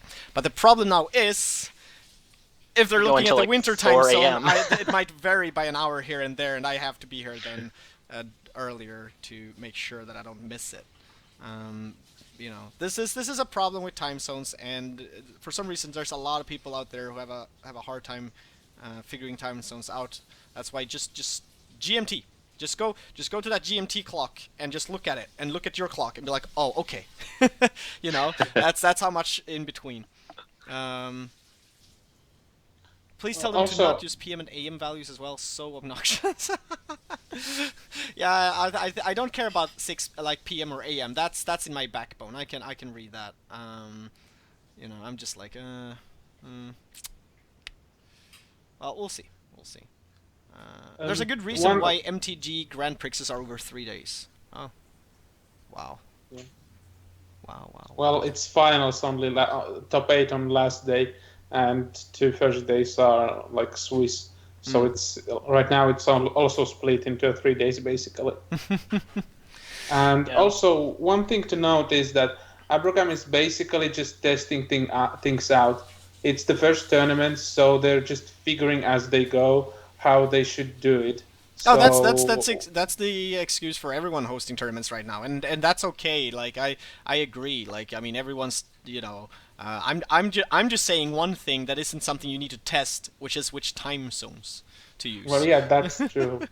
You don't need to test that. Just use GMT. Like there's a standard for a reason that doesn't change with winter and daylight saving time. Yeah, I was mainly referencing to the tournament format and other things. I actually think the format is good. I'm just overall concerned about Swiss 6 rounds, 1.5 hours, like lengthwise. But it's never gonna be a problem to me. Well, the problem is that I'm gonna feel like, since I feel like okay, I'm dedicated. I don't want to be the one who just leaves. But I'm saying right now, I don't promise. Like if I lose my first 3-4 matches, I'm not sure I'll finish. I'm just saying it. Like it's tough, man. Like unless they offer me a price to finish them all, then I'll stay. A booster pack, please. Usually if you lose 3 matches in Swiss type tournaments, you're just going to leave, and that's why Swiss is fine, because the organizers actually expect losers to leave after 3 losses. As long as you say that to them, How many losses everybody can is you so take? fine with that. Actually, you need to go perfectly to actually qualify, right? Yeah. If you lose one, you're out. Holy shit. Yeah, that's basically single elimination, but everybody can play. That's why this is kind of strange format. But if we will have, for example, below 100, around 100 people, then you can actually have more, even 2 losses, and have a chance to get in. So it depends on the amount of players, and because they don't know how many players will come, Swiss is Wouldn't a it be good more option. fun than if they just did like half-hour rounds, and just more Swiss rounds and best out of one? Actually, it could be more random, but I More think fun. that I would prefer that more with the way the decks are selected in this tournament. I would prefer the best out of one because it's same thing. You don't know what your opponent in second game will choose anyways. Yeah. So yeah, It is kind of it's odd that way because you can bring 3 decks and you can swap. yeah. It's not like a format where if you win you have to keep using that deck, or if you lose you have to switch to another one, where you kind of can get a feel for what your opponent's going to play. It's still a random, you don't know what's coming. Yeah, he has 3 decks. If you scout it, you know Best of 3 would have worked better if they had. I think best of 3 would have worked better if it was bring one deck, but the sideboard thing where people could at least adjust a little bit to what they're playing, but you can't really swap your entire deck. Yeah, that's what I was advocating in the beginning. No, I still it's good to advocate it, but I think it's obviously too late to change it. But yeah. But okay, so what do you guys think about the $100,000 commitment by Abrakam then? Really cool. Really cool. Yeah. Thumbs up. Is it good or bad they didn't put all of the money in one tournament? Good. Definitely good, yeah. Very good. Very good. I was gonna go with bad. And that's the thing is, like you said, it's a tester, right? Like everything that either works or doesn't work will go into the next one, and maybe they increase the prize pool for that one until they get to a point where, okay, this is the format, everything works the way we want it to, so that's the big one. Plus, it's better for promotion purposes to have multiple tournaments with with semi-big prizes than one with really big. Yeah, I wasn't so serious. Yeah. I mean, I obviously. Yeah, I think know. it's good. Just yeah. So, I'm just stating it so people are not gonna go to you to be like, man, he's stupid. Before somebody does anyway. Yeah,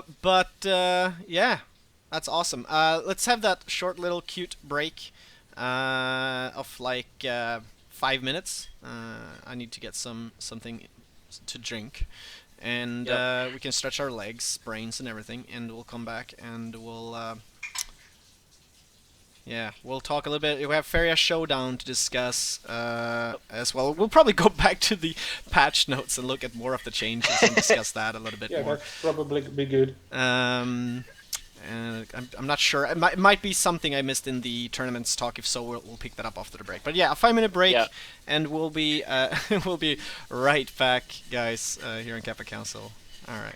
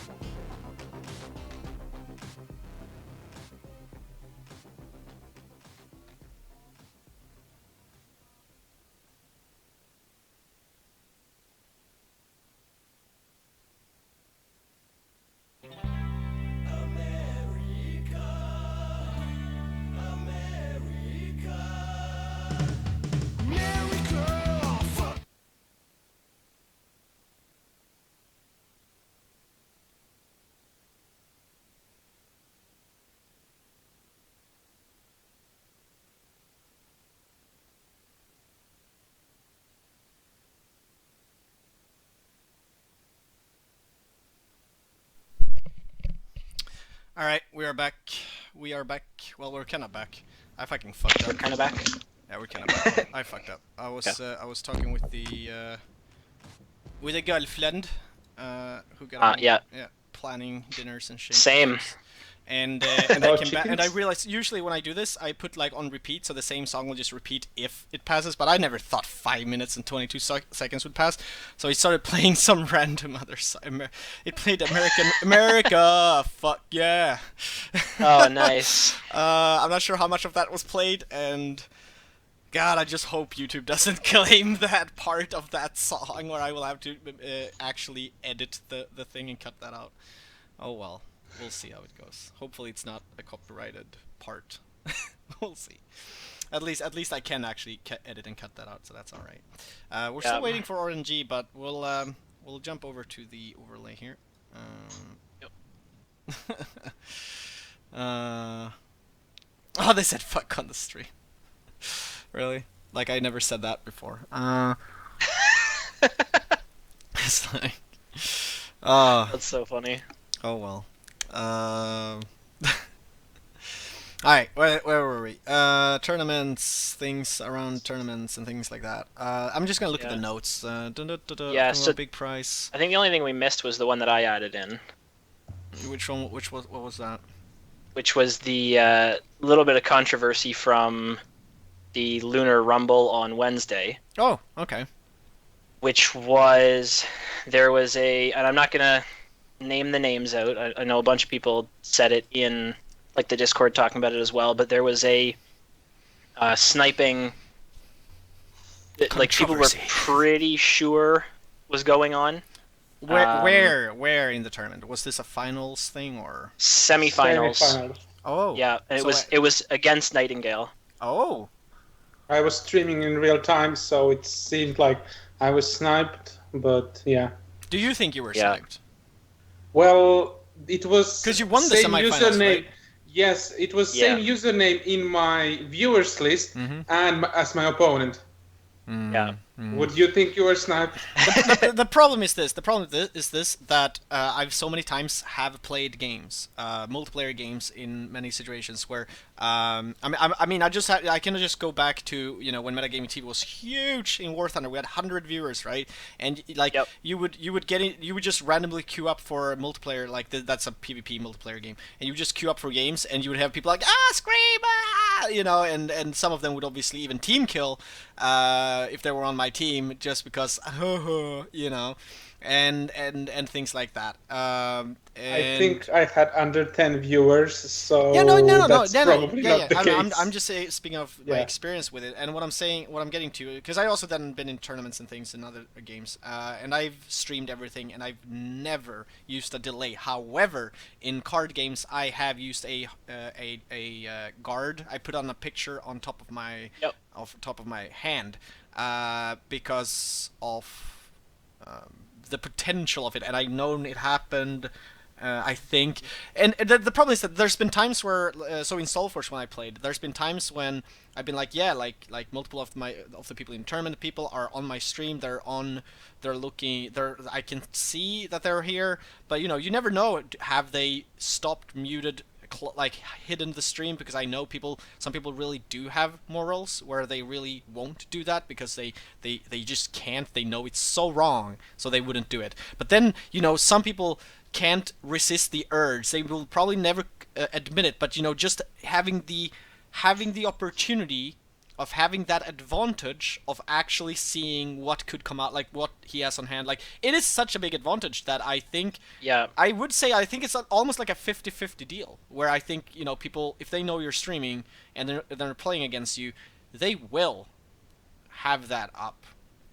That's why I think card guards are so important, or commit to the stream delay, which I think kills any stream. Like the interactivity is gone. Like I would never do that, because there's already the Twitch delay. So which in a game like Faeria isn't that big, since you're taking like 30+ seconds a turn maybe. Anyway. So it doesn't really affect that, and since there's multiple turns, and you just knowing what cards is on there, it will do a lot. And it's, I don't know, man. So like what happened though? You won anyway, or did the? Yeah. He lost the game. He sniped, but he left after that. I have to remind you that Hunt Guard, as you described it, is pretty useless because the cards show over the board when you draw them, anyways. So, Yeah, but they or gotta pay if You much can, you can attention. block They just like pay- that, yeah. but they still pop up. Yeah, I know, but So you can there's still- there's a lot of attention that they gotta pay though. That's what I'm thinking, because with that little delay that once they hit oh yeah, the delay helps them. Never mind. Fuck that. Yeah, it actually Yeah. helps them. They hit end turn and then they look at the stream and they just wait. Yeah. Yeah. Hmm. Well, yeah, it just happens. So yeah. I mean, it is the life of a streamer, to be honest. Like, I mean, Yeah. I will stream a participant in the qualifier. I'll probably use a card guard just to kind of at least, like, help a little bit, maybe. Fuck, I don't even know now. Now that we're talking about it, I haven't even thought much about it. I don't know. Yeah, in Saturday I just gave up on it and streamed as usual without any guard with real time. It didn't matter really. So plus mainly the community is small, so at least at this point it doesn't really matter. There are really a small percent of the Faeria community, I believe, that would actually go to stream sniping. So it's kind of positive on that point. Okay. Yeah. Yeah. I don't. This always comes up, especially in these Yeah. type of games and tournaments. It's always the stream sniping stuff. And in the Swiss format like that, when you have so many games going on at once, like you can't just have one main stream because they're not going to cover they cover one I mean, set. I mean, this is up to the participants. Like, do you want to stream your Yeah. games or not? Like, I mean, no tournament organizer will go like, oh, it's forbidden to stream. Like, of course not. Like, you know, it's up to you. Like, there's no Yeah. rule in the world. I mean, they can't even put in a rule that, oh, we're gonna punish. Sorry, we're gonna punish anyone who stream snipes. Like, what? How are you gonna prove that shit? Like, just because it feels like there's been so many times when I've been playing. Heck, even Dan, you know, Dan, the designer from this game, right? Like, Yep. even him, like, at some point, like, because I was playing, right, and it just I was having a lot of viewers, and it just felt like I was just like, oh man, these guys are just doing the right thing at the right time so many times. So I was just like, man, it feels like I'm being stream sniped. And I think I said that like 3 times in an hour or something like that. And he's like, so anytime somebody beats you, you're like, oh, I'm getting stream sniped. That's the excuse. And I was like, yeah, You have to have of course, some. of course. Yeah. That's exactly how it is. But you know, I realized. I mean, it was. I didn't even realize I was saying it. It was just that feeling, and I was like just talking what I felt. I was just like, man, I wonder if I'm getting stream sniped. But I still. I mean, it's hard to know because it Yeah. might just be coincidence. Like sometimes it just feels like you're being crushed all the time, and people are doing the right thing, even if you're not streaming. You know, so it's like no. I don't know. If the only thing I can say, if you're worried about it, don't stream. Just play the tournament to not risk it. But if you're streaming, you're always risking that to be the potential. You know. Actually, I haven't really even noticed I was stream sniped. It's just one of the viewers noticed it and There you go, told right? about it. Well, and I think just as people were talking about it, he made a play where he killed you had an Oakling and 4 cards in hand, but you didn't have a creature, and he could have just pressed for pressure on the orb, but he killed it instead. And it was kind of one of those things where it's like that play doesn't really make sense unless he knows that you don't have a creature. Okay. So it was true. kind of a tell, and I think people probably picked up on it and went, I wonder if he is, and then saw the viewer list, and it kind of all happened at about the same time. Yeah, it's tough. But yeah, Yeah. that's what my only advice is that, you know, if you're worried, don't do it. Use a card guard thing if you can. Heck, I mean, you could even crop the entire shit to just show the board, right? Yeah. I mean, you could. But no, you couldn't because the card, when you hover over the Don't card, do it. the names go over the board. Don't do it. That's Don't. and even then, when you draw them, they go in the middle of the board. Yeah. I mean, So, that still okay. takes some of the interaction Okay. away Yeah, from Just don't show the stream, gameplay like- then. Just stream and don't show. No, I'm Just not huge, complaining. just your face. Just put a Yeah, GIF I'm- up there, like. Yeah. Oh yeah, hold my face in the stream. And nothing Yeah. else. Oh yeah. That's Yeah. Just do like worst thing you could imagine. the titty streamers. Just put your entire put the game in like super tiny mode. Like they can't even see it. Yeah. Like, just put your entire have cleavage too. Like that works. I'm pretty sure. Oh, that will distract though. Then you can maybe have the gameplay as well. Cleavage. Nobody will look at the gameplay. It's just. I think there are some other issues The first with that. female streamer of this game will win the next tournament. Oh god, I have no idea. Maybe that's one of the to be announced pros. Like, what's their name? Apple? I don't know. Yeah. Shit. No, I'm trying to remember that one typical Caseytron. There we go. Oh, Casey Tron from. She does League mostly, isn't it? League of Legends. I don't know. She's a titty streamer. I have not seen her gameplay at all. She's a character, but it's interesting. What's it say? Tidwell says, I had someone pull out reverse snipe on me yesterday. They saw my games on stream and messaged me beforehand to let me know their deck so they wouldn't have an advantage. But like, oh geez, thanks, lol. Well, I've had people when I'm streaming that are in the chat and you get matched up against them. They're like, "Oh, mute. I'll be right back." And like, you know, a good chunk of the community is that way, but there's always going to be people who want to take the advantage when they can. Yeah, it's tough. Especially It's tough. important in the tournament where I mean, In a tournament, if we're playing about money, gold right? 500 tickets is such a big prize. No, I'm saying like, you know, the cash prizes in the next tournament, like in the big one here. Yeah. That's obviously gonna matter. Yeah, that I'm going to I'll set probably, and play. you know, I'm gonna stream. I'm gonna play the qualifier, and by God, if I make it to the top 8, I'm not streaming the top 8. Actually, I might. Fuck it, I'll do it. Whatever. Well, they'll probably all be through like their one stream at that point, won't it? I don't know. I just realized, oh Not shit! sure, If I'm yeah. in the top 8, I might pull some nice viewers. I might stream it early. I'm not gonna make it to top 8 anyway. Fuck it. Like, we'll see. I'll have some fun in the Swiss, I guess. Like, there's just so many that's gonna try. Like, I can already think of a lot of 8 people that are so much better than me. That, you know, just by that, right? Okay. All right. You can start with the God rank player list. One more thing though. The thing that happened today. The showdown. Oh, the show match, yeah. That was cool. I didn't catch all of it. I think I missed the first round at least, and then I was, you know, semi on and off the computer. I was looking, listening, like it was on all the time to the end when I started up streaming. Where is it? Shit, I thought there was like a thread about this on Reddit. I am blind. I can't find it. I was sure that was a thing about this on here. Oh, Faeria Showdown. Here it is. It just fell far down as frack. So here's also prices. They Crow, one of the streamer and one of the commentators and organizer of this, provided cash prices, which was $50 to first prize and $25 to second prize. And obviously there was, so this was a show match, right? So each week the developers of Faeria release a top 25, I think it is. Well, something Top like 30. that. I think it's 30. Yeah, Oh, 30. actually, it probably says here somewhere.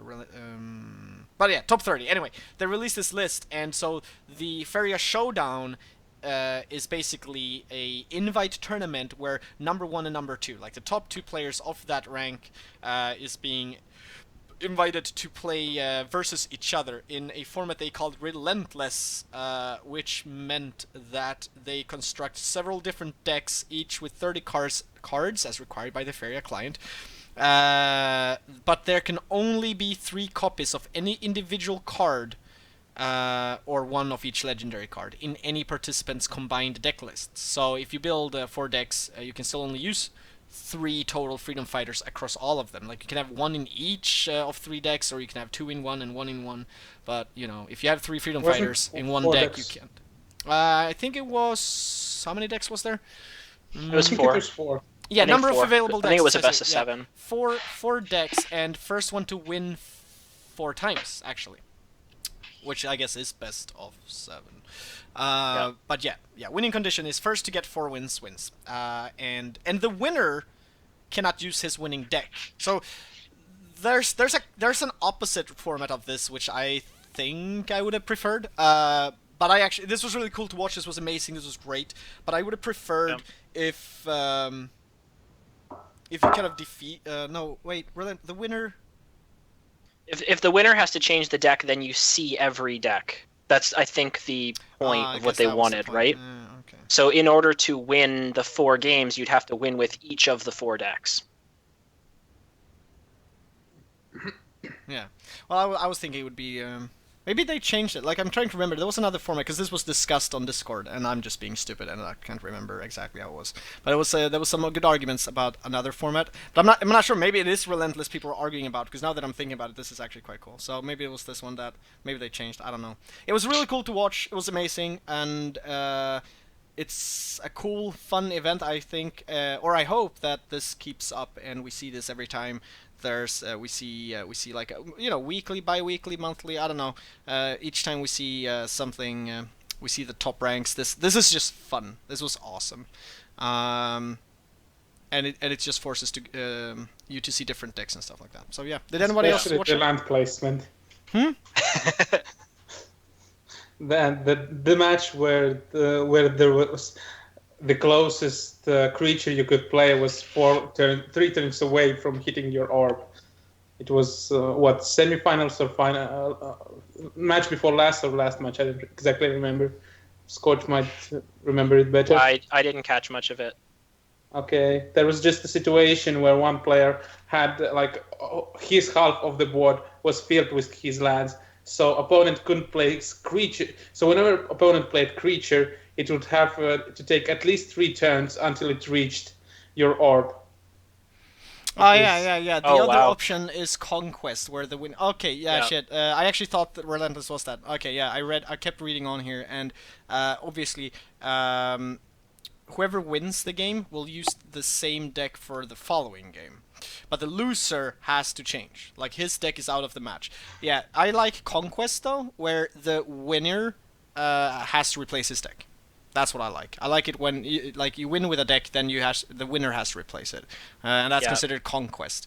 Apparently, I don't know these words so well, but yeah, that's Conquest. Twitch chat is helping me. Crow is helping me, and that's the format I would have preferred. I would like to see that. Hopefully, they'll try that for the next one. Maybe, I don't know. I mean, we all have our different opinions, but I like that idea.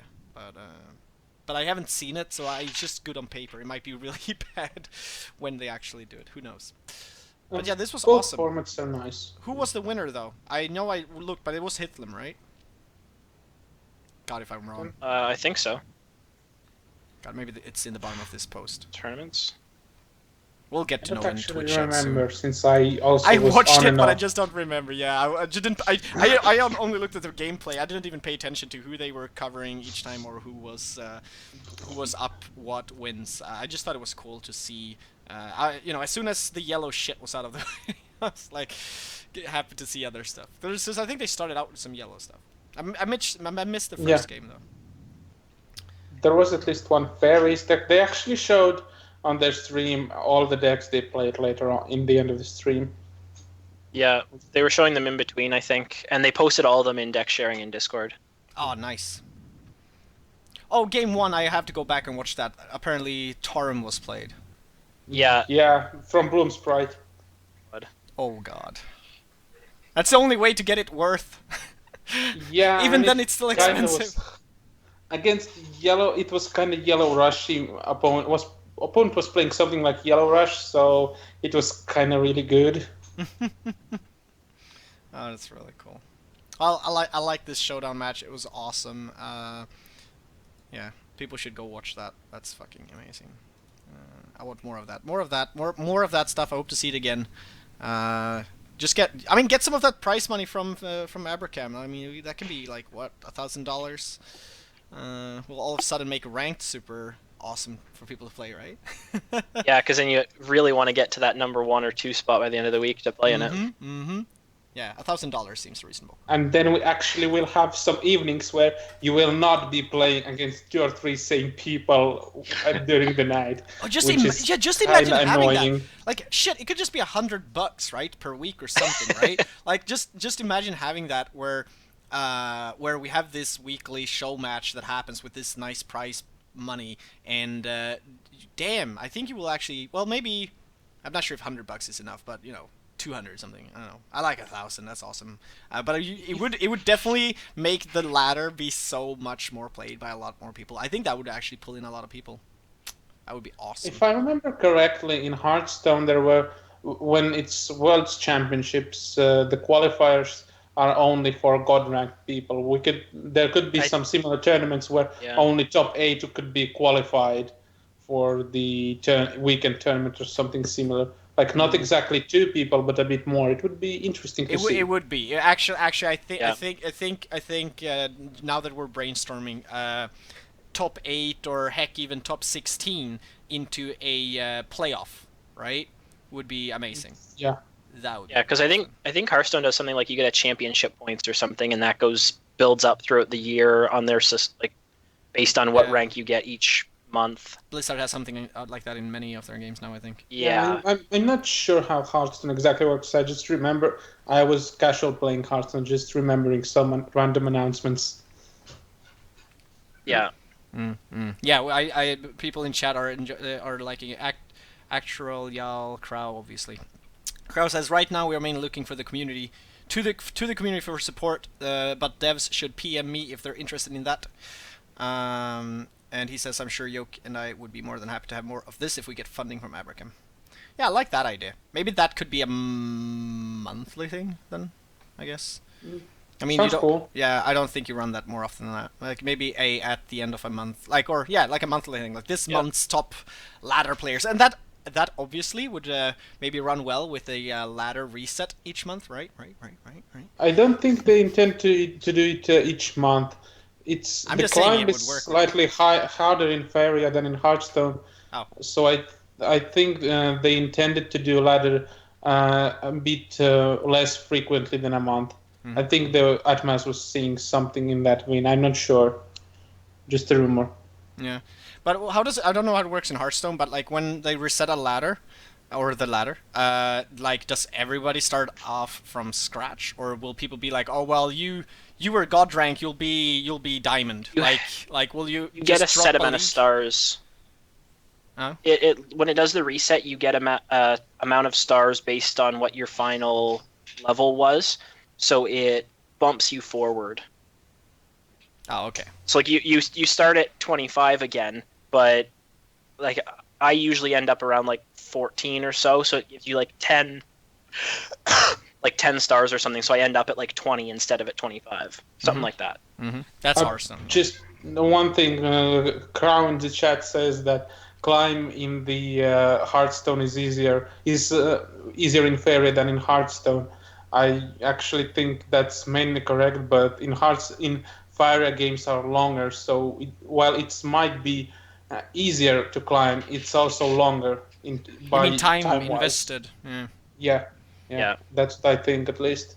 But that, I mean, I think I don't think it. When you talk about how, I mean, you can talk about how fast the climb is for a good player, and then you gotta look at, I don't think, just because it takes more time to play Faeria games in Hearthstone, which means that it might take longer to get to a higher rank, doesn't necessarily mean that it's harder if you're winning every game, right? Like, I'm just saying, like, if you're really good, it's still easy. If you think it's easier for you to win games in Hearthstone than in Faeria than in Hearthstone, then it's obviously easier to climb. But it's it's like now we're getting into like we need like a math formula here to be like, what's the right answer? Is it like just so you know, in Hearthstone after rank 15 it's more like about win percentages. It's not about easier. It's kind of like your win percentage may vary between 50 and 70%, I think. So it's more the climb in Hearthstone is more random. That's one of the issues I have with Hearthstone, by the way. Yeah. And a lot of like streamers talk about it too, that you get different metas. Like you see different decks at different levels. A lot of people that are trying to climb really fast play like face decks, but then once you get up higher, there's a lot more like control, and then in Legend it kind of like resets to some other things. So Oh, Orangee, what happened? you just drop out. Nah, he's faced it. But yeah. Yeah. What rank do we have represented here then? Orangee, did you get your camera back on? It fucks up the overlay, man. Thank you. Oh, there it goes. Do we have? I actually have to go. Oh, all right. For some reason, I managed to clog up the toilet, so I have to fix that. Oh God, what the hell, Norwegians So- poop. Could you for the sake of the overlay, like, oh fuck it, I'll just recrop it. Okay, thank you. It's alright, but Okay. thank you for Thanks for participating, having me. man. And I mean, I know you haven't talked much, like there hasn't been much input, but I still hope you enjoyed it. Yeah, it was fun. Alright. Well, everyone, go to faeriaguy.com and donate at the bottom. Give him money so he Thank can you. buy a new toilet. Yeah, good night. Yeah, good night. See ya. Goodbye. Alright, bye. That's amazing. Clogging up the toilet. I've never. Wow. I've seen it, but I've never been the cause of it. Oh man. I'm waiting for Skype to do its thing so that I can recrop. But Yeah, alright. reset it. Yeah, but anyway, I'll remove this meanwhile. Oh, that's the wrong one. That's the one. Alright, but yeah, keep going. What were we talking about? Fuck, I lost it. But anyway, yeah, oh yeah, but what rank? Okay, Nightingale, what rank do you have? Are you God rank? I'm God rank. I think I was like last 2 weeks I was in top 30. By the way, about God rank, one thing about this I dislike about current setup of Faeria is the fact when you reach God rank, it discourages innovation because when you try to brew new decks, you need to test them and you lose rank, which discourages you to brew the decks. Like I was in top 10, I think when I a few 2.5 weeks ago, but because I was testing new decks for tournaments and after new patches, I dropped like to top 50 and I climbed a bit up, but still spinning around between top 30 and top 50. When I try new decks, something works, something doesn't. Which is, I think it's kind of annoying from. But isn't it the same if in you want to Hearthstone? innovate? Kinda, yeah, but it doesn't mean it's okay. I know, I agree. Now, it doesn't mean that it's okay. Yeah, man, I guess you're right there. The problem is, do you take testing new decks on the ladder where you are most likely to see. But you know, isn't it? Oh God, this is so random though, because you might face other people doing just the same thing, or you might face Yeah. others just being tryhards, right? Or just trying to climb. Yeah, I'm not saying there is an easy solution. I would just suggest raising not that testing this it on is- ranked, but That's kind of pointless because Yeah. like, I mean that you would get people to play against, like in private matches, like that you would ask people, can I try this against you? Can you play this deck against this? Stuff like that, you know. actually, here is the another thing. That's actually what I did for the tournament. I with what was the name? With Inari, we actually tested like whole Friday night and Saturday different decks. But the issue was that I didn't realize how strong blue-red was because we were testing what we expected and didn't see that much ladder. Yeah.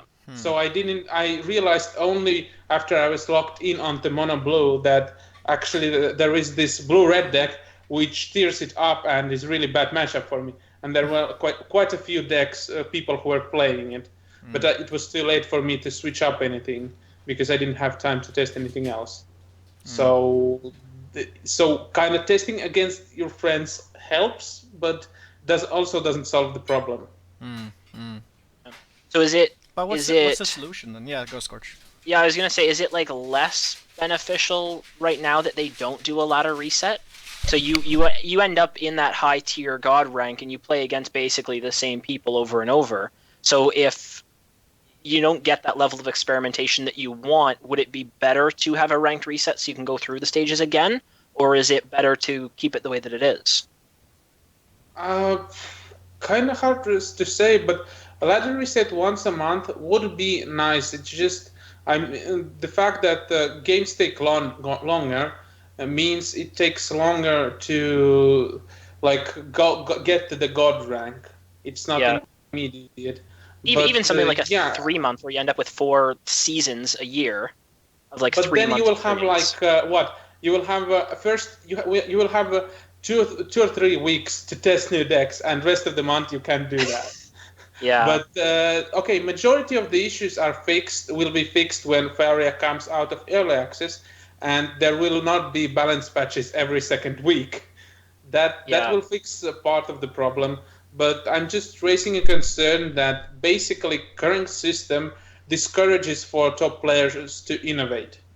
That's like the concern I'm raising. There are workarounds like play with the friends and so on. Discord is an awesome channel. We have awesome community. Yeah. We can ask people to test. It's not hard to find test partners.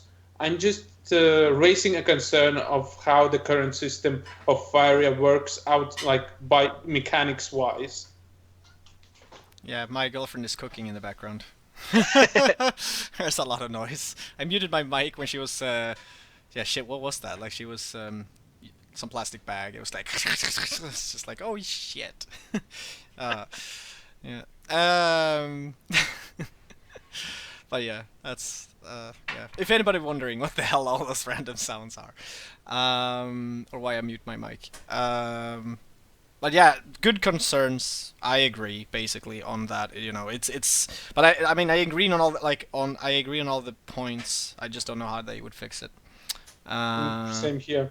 You know, no idea. It's sometimes easy to be like, here's a problem, and you know, how do you fix it? I just know there's a problem. I'm not an engineer. You know, this bridge looks fine, but yeah. Well, let's just say that I have a few ideas, but since I'm not a designer, there are quite a few probably quite a few problems with those ideas. So there is not much point in voicing them unless but do you they're think it's gonna be better once the game is out of early access, though? Yeah, I think majority of the issues will be. So you will, if it's monthly ladder reset, you will get at least 1 week time to experiment with the decks, which is bad. But also another thing, this type of system where innovating is discouraged for top ranked players, it actually encourages for legend ranked players to make botting accounts. Oh. That's another issue, I think, which stems from... It encourages them to make botting accounts? I mean, you would want the second account to test your decks without losing the rank. Oh, you mean a Smurf account, then? Smurf account, okay, Smurf account, yeah, because botting is sure when a computer plays for you. Yes, slightly wrong terminology, but okay, Smurfing account. Smurf, yeah, that's what it's called. Okay, it actually encourages that, which is another concern. But yeah, I think some of the issues will be fixed. But the fact is, nobody in Hearthstone, this is not taken as an issue. So if nobody says anything, they will not realize it's an issue here as well. So that's why I'm saying. The thing about smurfing in this game is that if a pro player, like if a top player, somebody's like, oh yeah, I don't want to mess up my rank, I'm gonna make another account and use that to test decks, right? Which I think is actually a great idea, because at least right now they have to pay to get in. They will probably have to buy the full collection even after release, right? Because they're not going to grind out the collection on that account. So that means more money for the developers. I actually have a hard time telling them to prevent, I don't want that to be solved. I actually think it's a great problem, because I actually don't think it ruins that much, because whoever is going to be that pro player, he probably want to try whatever brewing in maybe legendary then. So he's just going to climb up there. So it's not like you're you're less good, like me then, who's in the middle of the ladder, right? I'm not gonna every day run into pro Smurf accounts. That's just not gonna be. I don't think that's gonna be the case. They're quickly gonna get posted, I think. But I do face people all the way up to just before legendary when being gold rank though. So yeah, I face everyone in the spectrum except god rank, I think. at the moment. But yeah, I don't. So in my opinion, it's not as much of a problem. Not a problem, not a big problem at least. You know. Yeah. It's more of a theoretical. It would be It's more a a problem something if that it was could free to be an play. issue. You know, if the game was entirely free to play and you couldn't buy the full collection, I might have thought it was going to be a problem because maybe the Smurf accounts. I don't know how it works in Hearthstone, but maybe the pros wouldn't spend money buying so many booster packs that they would eventually have the full collection, but they would somehow just grind out those accounts. I don't know. Maybe they would just buy accounts of third-party websites. But still, I'm just thinking that I think if people make Smurf accounts in Faeria in the way it is now and in the way it's going to be after early access, I think actually most people just $50 buy the full collection, and it's actually going to be a good business for the devs. At least right now, you don't need to buy a full collection to get a good collection because of some bugs with the crafting, which I will not mention on this stream, but we can talk about it. Oh shit! All right. Well, I hope they fix that. That sounds bad. Yeah, I think they know about them. Okay. All right. I did not know. I haven't fucking crafted anything. There was actually about crafting. They did now in the latest patch. Okay, let's go back to patch. They did say something. Crafting. You may now disenchant all cards that were nerfed in the most recent patch for 1 week at the full crafting rate. I'm not sure what does that mean though.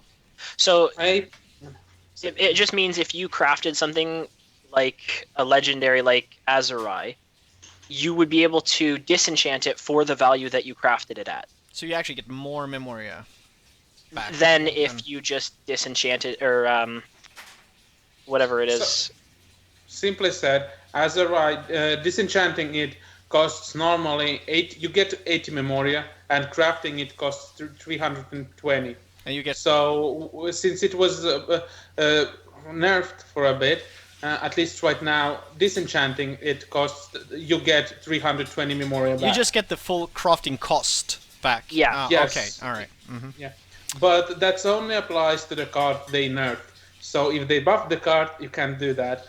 For example, I think Humbling Vision, you cannot do that for Humbling Vision. Oh, okay.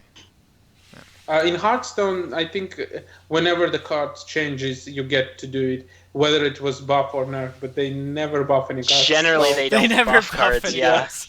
I think it happened once or twice. But you know, I mean, here's the thing. That's why they started doing this. Is because people were asking about that feature that is in Hearthstone, even though at this stage of Hearthstone it didn't exist. But people are still comparing. You know, Hearthstone been out for years now, or been out for a long time, to Faeria that is still made by like 6 people and not fully released yet. They're like, why doesn't we have same features? You know, it's like because they're not at the same cycle. But yeah. But I think it's great for the devs to do that. I think that's amazing. Also, so it was somebody who said, what did somebody say? Starting from this patch, when purchasing the full collection, the gold malice you would have accumulated. Oh yeah, there's that stuff too. But there was somebody who said something about this crafting thing now, that if they, I'm thinking here. It was something about like cheating the system. That wasn't like cheating, but I think it was something with like buying the full collection or something like that, and like. There was the thing that I think 2 weeks ago. Open booster. Yeah, here's what you can open booster packs now if you have the full collection. Get all those extra copies, right? Just keep opening, and anytime they nerf a card, you disenchant that for full value, right? And that's just a way to get more Memoria for. You still have the full collection, so I'm not sure. But you should be able to use Memoria on golden cards and alternate art cards that will come out later this month. That should come out later this month. Yeah. But yeah. I'm not too concerned about it myself. As you know, we obviously don't know what the devs are talking about, thinking in the background, in their office, whether they think these things are okay, bad, good, like whether they're worried. We don't know how well they're doing, but you know, from my view, I think Faeria is doing great, being early access, being this early. I can't wait for September. I fucking hope they hit the release and it just keeps going. It's just like, woo.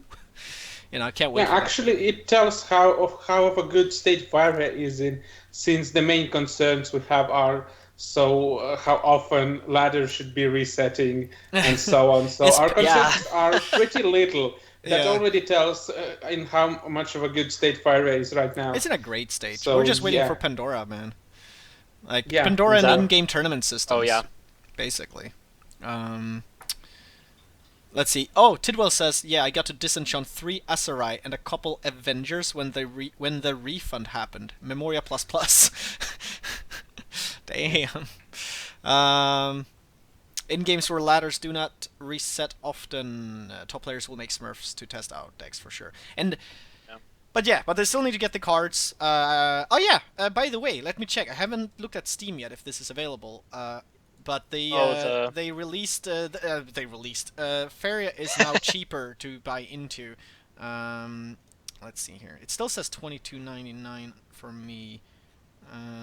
Steam has not released it yet. No, it's not up yet. But you can get it on G2A.com. You can get it for like $8-9 now. You can get access, but it gives you nothing but access. But you know what this means? This means for $8-9, or let's say for $59, you get in the game in full collection. Yeah, I think Admes was saying they run in some issues with the Steam, so that's why it's not exactly on the Steam yet. Maybe the way they planned on dropping it on Steam or releasing this option, maybe wasn't the way Valve was okay with. You never know. Because I know another indie dev company. There's like 2 guys working on the game. I'm embarrassed that I don't know the name of their game. I don't think they mind me. Oh yeah, Akaratus, which is a turn-based strategy game that's awesome. Steampunk robots. They actually had people asking, because they're one of these like tiny devs, right? So they dropped this game with, you can buy the game or you can buy the deluxe version, which gets you like, I don't know, art, PDFs, soundtrack, the fluff stuff, right? For like a few all bucks. The extras. Yeah, like for like a few bucks extra, right? So a lot of people bought the game, and they're like, but I want to get the deluxe. Like they just loved the game so much, or the music and stuff, so they wanted to buy the deluxe. So they actually just recently dropped like an upgrade option. Like just basically what it did is it's like a DLC or something. Like they just dropped another option that doesn't give you the game, but you only buy those pieces. Like you just buy those digital rewards basically for just the difference in price, right? So that was how they did it. That was pretty cool. But yeah, you can go to G2A.com though and get access to Faeria for $8-9 and then get the full collection. So at least this is a good option now that people have a lot of friends, or a lot of people get informed about the game, or a lot of people been knocking on the door being like, asking and being like, I don't want to pay, what was it, $25 to then have to spend $50. It's obviously not solving the issue for those who's already spent $25, but I think it's a good middle ground to at least offer it to people who might have not bought in yet. I think it's good. And then there was quite a bit of that in Discord. People were like, I'm really interested, but I don't want to spend the money if I don't think that I'll like it enough. So yeah, it should increase numbers. We actually hit the peak, or the all-time peak after that. I think it was after that patch that the all-time peak of active players was hit. So, so now the all-time peak of Faeria is, let me update. Its all-time peak is 484 players that's been on at the same time, according to Steam charts. Before I think it was just around 400. So that's pretty good. That's pretty dope. Right now, 297 people playing, which is amazing. I just, as long as, like, whenever there's more than 200 plus people playing, I get games so easily and so often, and it's a good variety. Even down to like 150 players, I still get good variety. And I've only once that I updated this page, and that was less than 100. Like, only once have I seen with my own eyes that there's been less than 100 people on the game. But, people might leave the game up, and what do I know, right? At least the 6 devs might. So, well, I have mine open right now, and I'm not playing. Like, I just had it open just in case I wanted to look up a card while we're discussing. But yeah, which is fair. Adds to the number. Actually, currently, at least, the issue I have with the current amount of players is if you're playing in the morning or during the night, if you get matched against, if I get matched against a God rank player and play a game, then next game is 90% certainly going to be against that same player. Because you're the only two queuing up. Yeah. Yeah. And the only thing good about the system now is that, and dude, that happens to me all the time. I feel like it happens all the time. I feel like I always get the same guy twice. Then I get a new one because the matchmaker actually has a metric where it's not supposed to match you up more than 2 times against the same guy, right? So then I get a new guy and I get to face him twice. it's odd. I don't know why. It doesn't happen. Okay, now it's like 300 people playing. I don't think it's too much of an issue now. It's more of an issue, I think, the higher up in the ladder you are, actually. There's less people there. Yeah, worst thing is, if it's 1-1, you don't even get to decide who is the victor. Right, yes, exactly. Because I had that earlier. I think it actually happened today before the Kappa Council that I played 3-4 games, right? In the first 2 games, so I was trying out the yellow flight today more. The one version that won the tournament, and I was like, okay, cool. So I face a guy, and he's playing like green blue, and I'm like, oh, and it's a good game, and I win, and I feel so good, and I go up against him again, and he wins, and I'm like, so yeah, just like you said, like I'm like, so it's 1-1 then. Who's, you know, I really wanted a third game actually, because I really wanted to. Neither of you move anywhere, and exactly you lose your win streak. None gained anything. They should change the matching system in such a way that if the games are 1-1, you should be allowed to play against him again. That's why you need 2 decks. The deck we want to play, and the deck that beats the guy I just played. Yep. Well, then you run into somebody who's like, no, I know he's going to do that, so I'm going to play the counter to the counter. I'm gonna start doing that. End up with these mind games. I'm just going to start swapping deck each time. Like, I'm like, oh, I just faced this guy, and if I lose, I'll be like, well, I have a deck that beats that. But hey, you know, whenever you switch deck, you always get that deck that counters you. Oh yeah, that's also the rule in the Faeria. If you switch decks, you always get the counter to your deck. That always happens. Yep. What damn, I lost something. There was something about matchmaking that I was thinking about. Yeah, it was lost. Yeah. Oh yeah. No. Here we go. The way we earn stars. So, what is it? You win 3 games in a row, you get an extra star, right? Yep. Yeah. Yep. Should there be a metric where, okay, so I'm just jumping up between rank 14 and 13 right now. I'm gold rank, and I don't really care if I drop down to 15 since I can't drop below, and I'm swapping decks all the time. So I haven't done like I'm not pushing to gain much. But so I'm gold. Let's say I'm rank 14, and I faced, you know, that, I don't know which is the highest, but let's say I'm facing somebody who's rank 5, right? Should I gained, say, 2 stars for actually defeating this guy because he's a bigger challenge?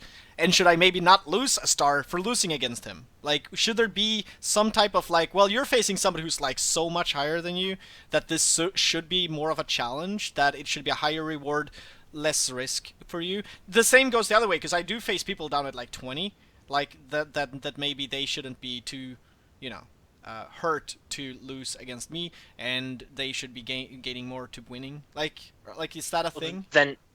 Then should you lose 2 stars if you lose to that person at rank 20? Yes. Okay. If you're gonna make it, I mean, it has to be equal on both ways, sides. I guess. But, you know, this is a question I've actually seen people complain or mention this somewhere, either forum or Discord. I just actually don't think that's the thing. This thing is really an issue, because if the Faeria gets popular, which I really hope it does when it comes into release, that thing will happen so rarely that it will cease to be an issue, because you will always have some opponent who is in similar rank as you. And here they are. That's essentially how it works once you get to God rank. And then Tidwell said it does affect your hidden elo, but that's not relevant till God. So it does work like that apparently in the elo system, that it's hidden. It actually like, oh, you defeat somebody higher. Oh well, that's how elo works, isn't it? Actually, now just, you know, that's just how elo works. So I guess it's just a visual representation of the stars and the stuff that isn't done that way. The thing is, I kind of like it this way. That was more of a question whether you guys thought that it was something that should be in play. But like you say, I guess, if we have 10 times the player base, maybe it's not a problem. Yeah. It could just be that. And I'm not, it doesn't matter too much to me. I just cry a little bit inside if I play 5 games in a row and everyone is like, rank 5 or higher. And I'm, I'm like, and then I'm so happy when I face that, because, the gold league one looks so pretty, and I face somebody who just has that like silver or bronze, and I'm like, oh, look at your ugly rank, and I somehow feel like I'm gonna do better. That just physical. Like ha ha, and then they're obviously net decking and playing, the tournament winning deck, and I'm just crying again. No, I'm just like, no. That's basically what happens. I was playing that yellow flight. It was like silver rank, and I was like, just like, man, you just took that, didn't you? You didn't do anything yourself. Well, it happens. Yep. All right, closing that. Yeah. Was there anything else fun in the patch notes? Bug fixes. Yeah, we still haven't discussed patch notes, by the way. We did a little. We mentioned the word. I know. Let's cut through some here. Yeah, we briefly touched on a few of them, but yeah, no, we haven't touched them much.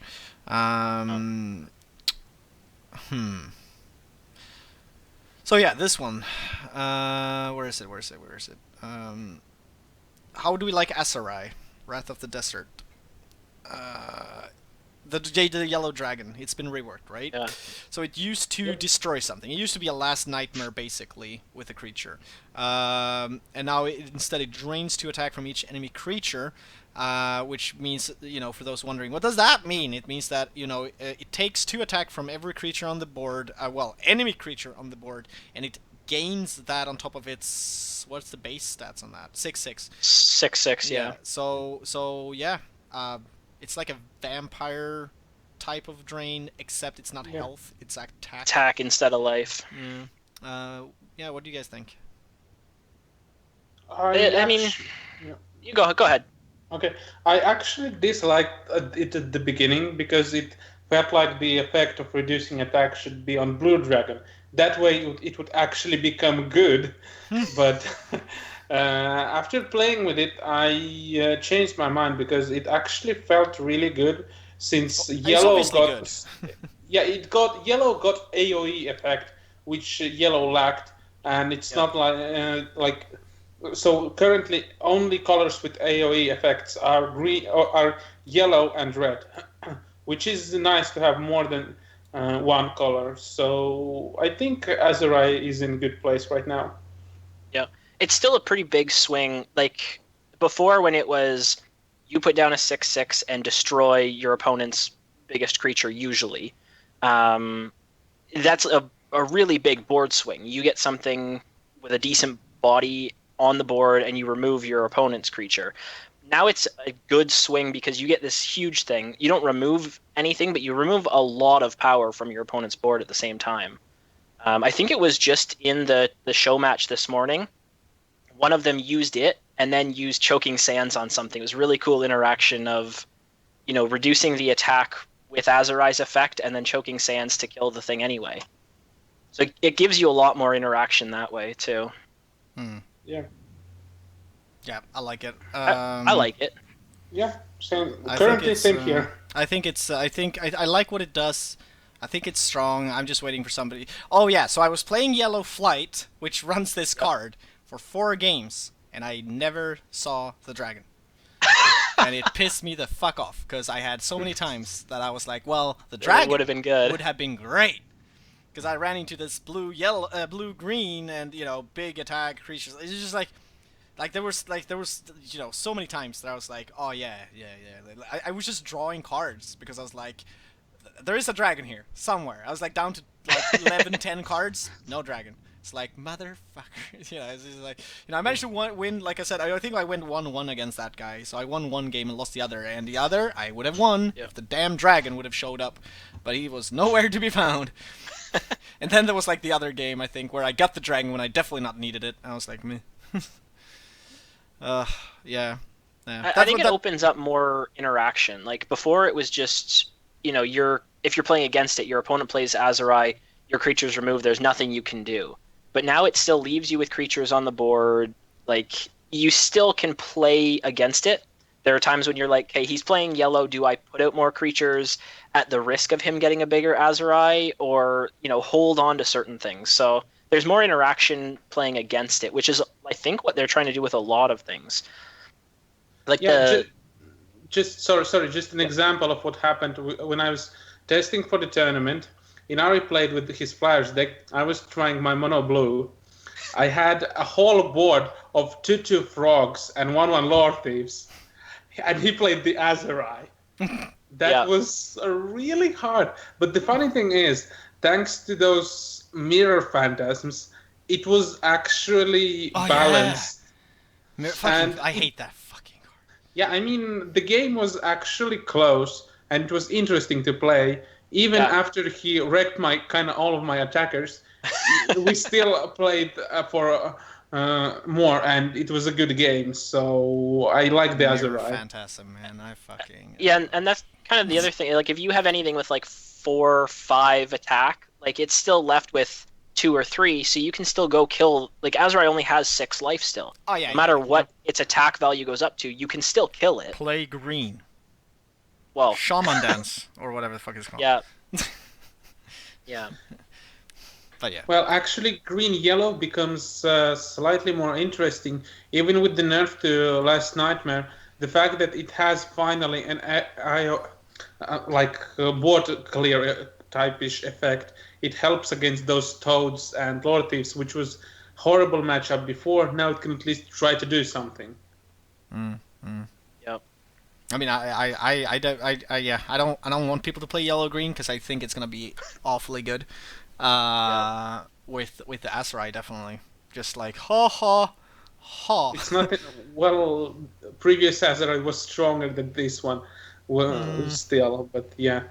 Well, the way that this is more versatile. Yeah, I guess. I like I like to see the Shaitan Vampire which takes life with the Azurai, basically. Just that combo. If you can get good placement, obviously, because the Shaitan requires like placement. But still, it's like playing a Salamander. Yeah, exactly. You have to have it in the middle of stuff. Shit, I just want to build an AoE deck, like, basically. That's all I want to do now. It's just AoE everything.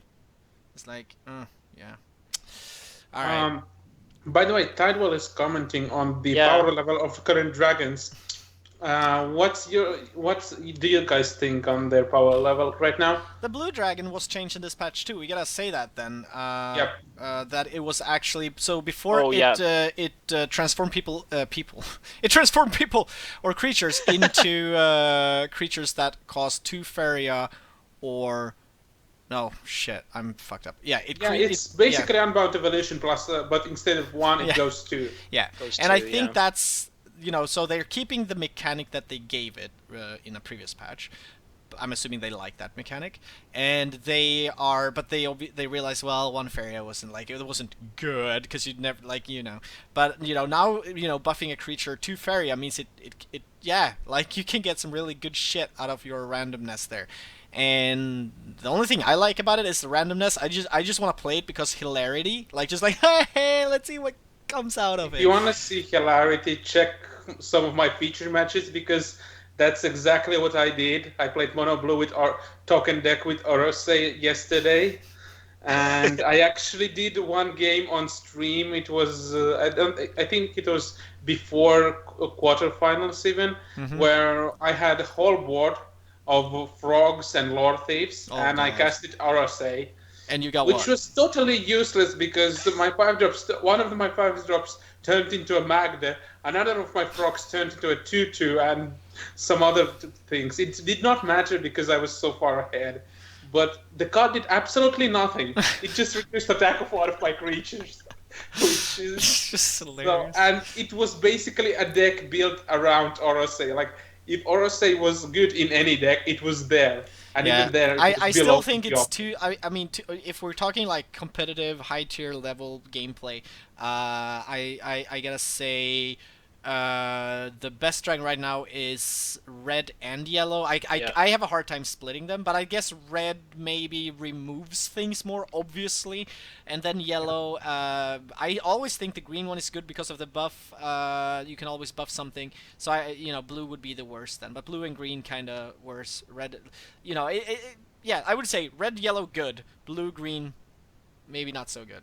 I actually nearly agree because I think red is the best. That's I think everybody agrees on that. Yeah, it's more removable. I guess it's. After I initially thought that Orose would be nice, and sometimes it is, but I think he's worse the dragon. But I wouldn't be saying that green is worse than yellow right now because the fact is green also impacts the board, and with random 1/1, you throw in the green dragon.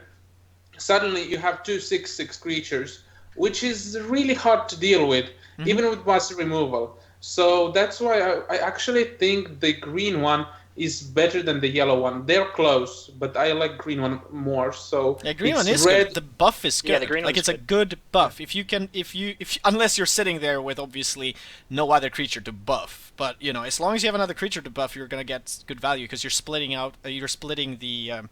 Yeah, you're making it harder for the opponent to remove. Against mono green, you can just buff himself. It's not like he's going to do anything.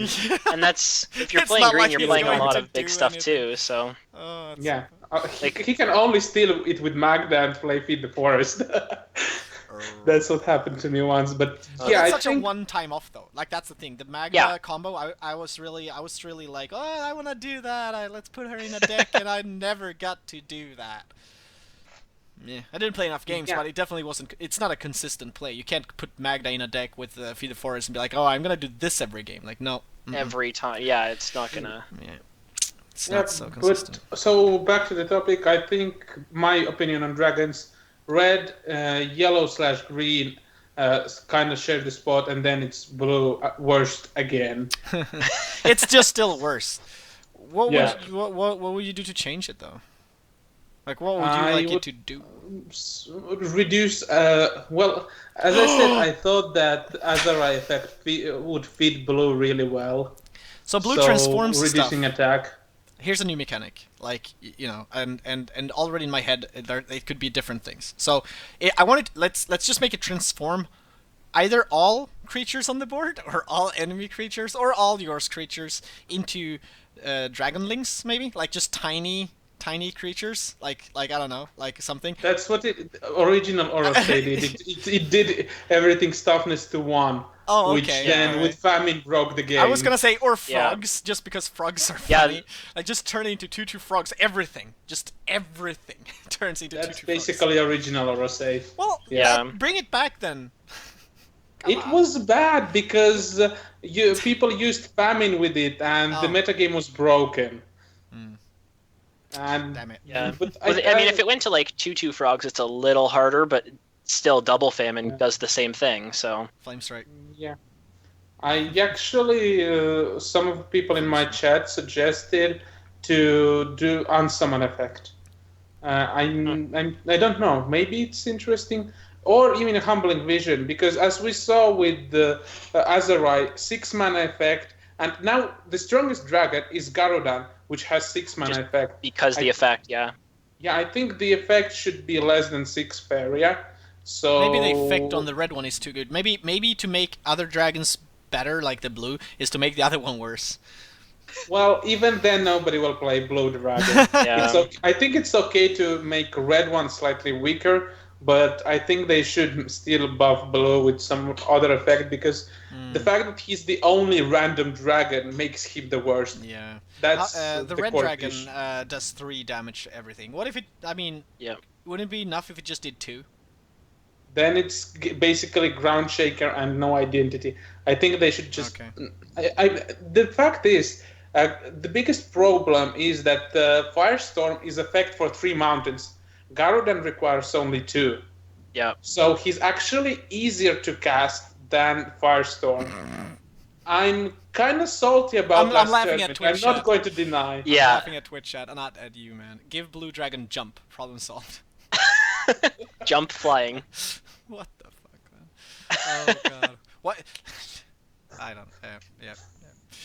Yeah. I think blue needs another legendary creature, which would be like I want a legendary toad, like something like that. I need a big ass toad that's legendary that can jump like 3 spaces, something like that. And when it lands, everything around it takes 1 damage.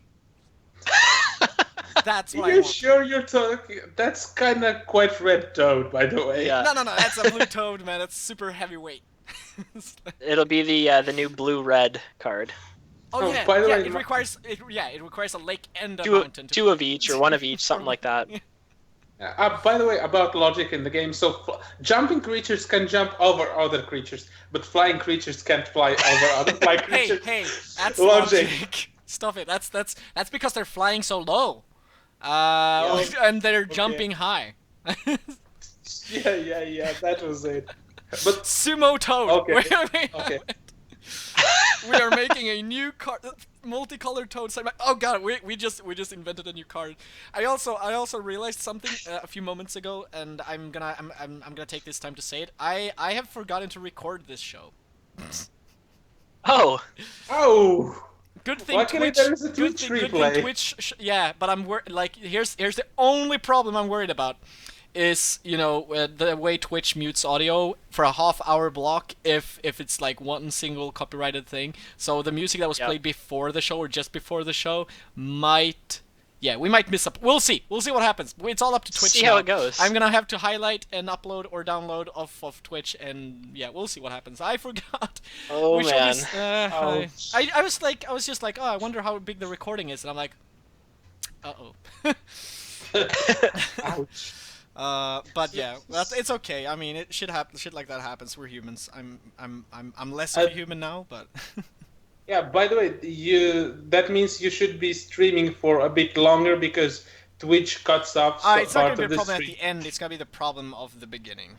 But I mean, since you're not recording right now, it kind of cuts off at the end of the stream as well. No, it won't be a problem. Okay. Yeah.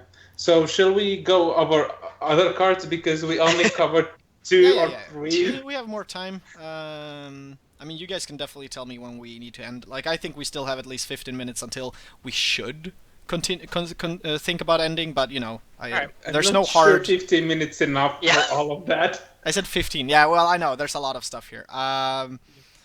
Windgate.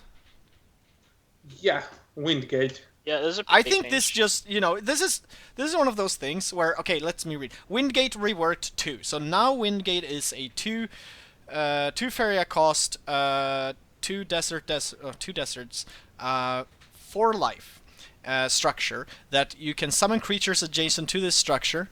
You can now activate this structure, where you move the Windgate. And I haven't tried it yet, and I assume we have at least somebody on here or somebody somewhere knows this. But from what I've heard, it means that when you activate Windgate, you can actually move it to any land you own. It's like you don't move it one step. You can actually move it across to another land you own. Anywhere. And you can place creatures adjacent to it, so you can place creatures on your opponent's land, but it has to sit on your land, right? So this is to me like a new teleport mechanic type of thing, and yeah, I'm just waiting for somebody to actually figure out how this shit is gonna be wrecking shit. Like this is one of those things where I'm like, I know this can be super good. Yeah, it seems nice. I haven't tried it yet. Can't say anything about it yet either. I think it's a really interesting mechanic. Yeah. It adds a lot to because before something like the flying deck, you'd have to just get that one structure or one land near your opponent's orb, and then you place on it, and then the next turn move off and place again. So I think it's interesting that you just get that down, place your creatures right on your opponent. The thing is, you need to place the building, and your opponent can see it coming, right? So they know what it's gonna be able to do. But just like you said, it's obviously kind of like a ninja rush type of thing. You obviously wanna get the structure close to your opponent to place things down. Like there's no point in putting it next to your orb, and then putting creatures there, because that's kind of. Sorry, does that mean that the current Windgate denies a land requirement, so you can place any creature on neutral land beside it? Yep.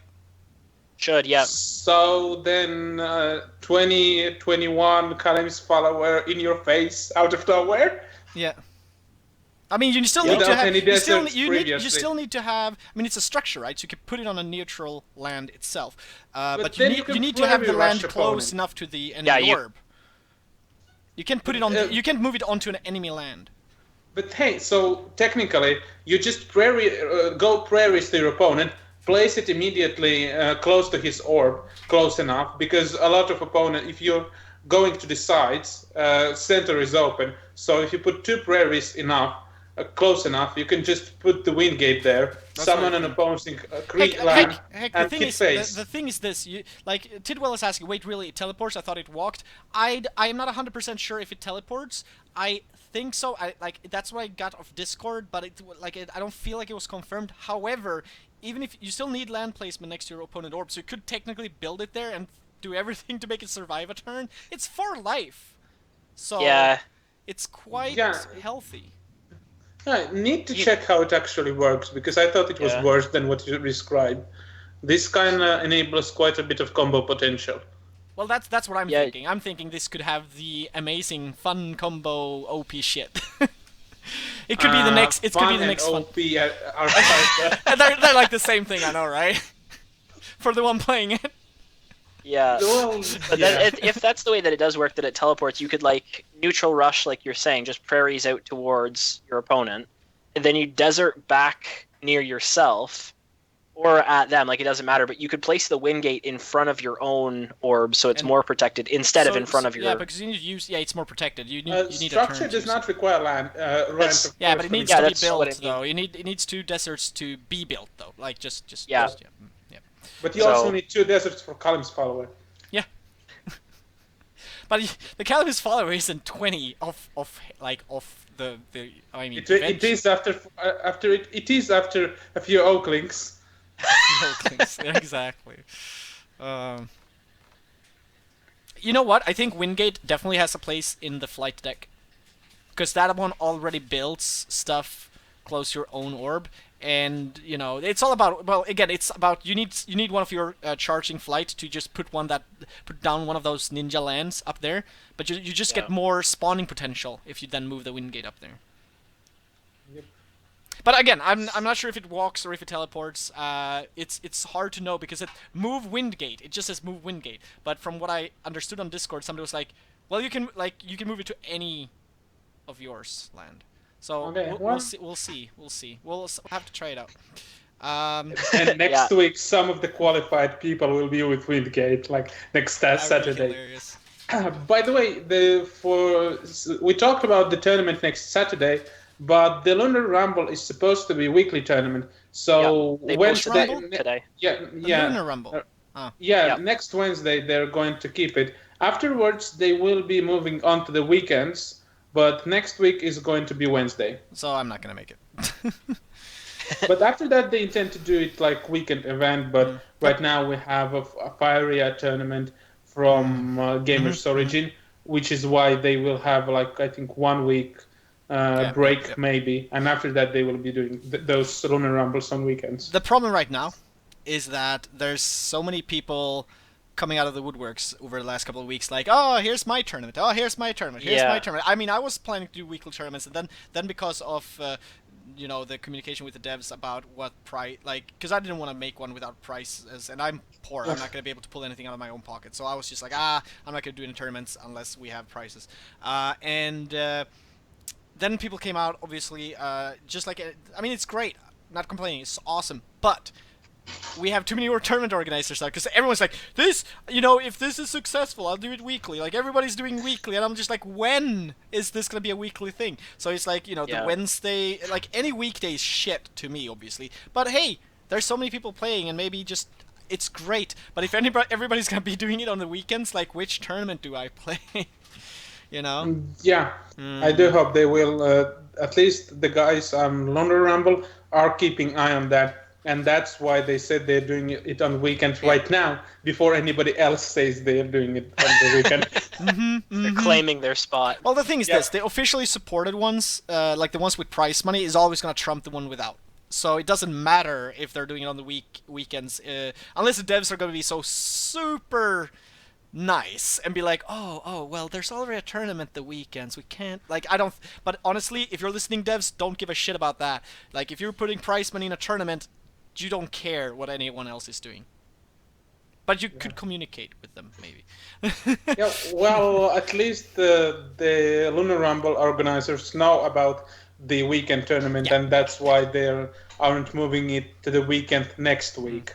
But wasn't the Lunar Rumble officially supported though? Because they got Yeah, the Pandora was, tickets and stuff. was, So they, it was. yeah. So they were I actually. still haven't gotten my prizes for that. But yeah. Yeah.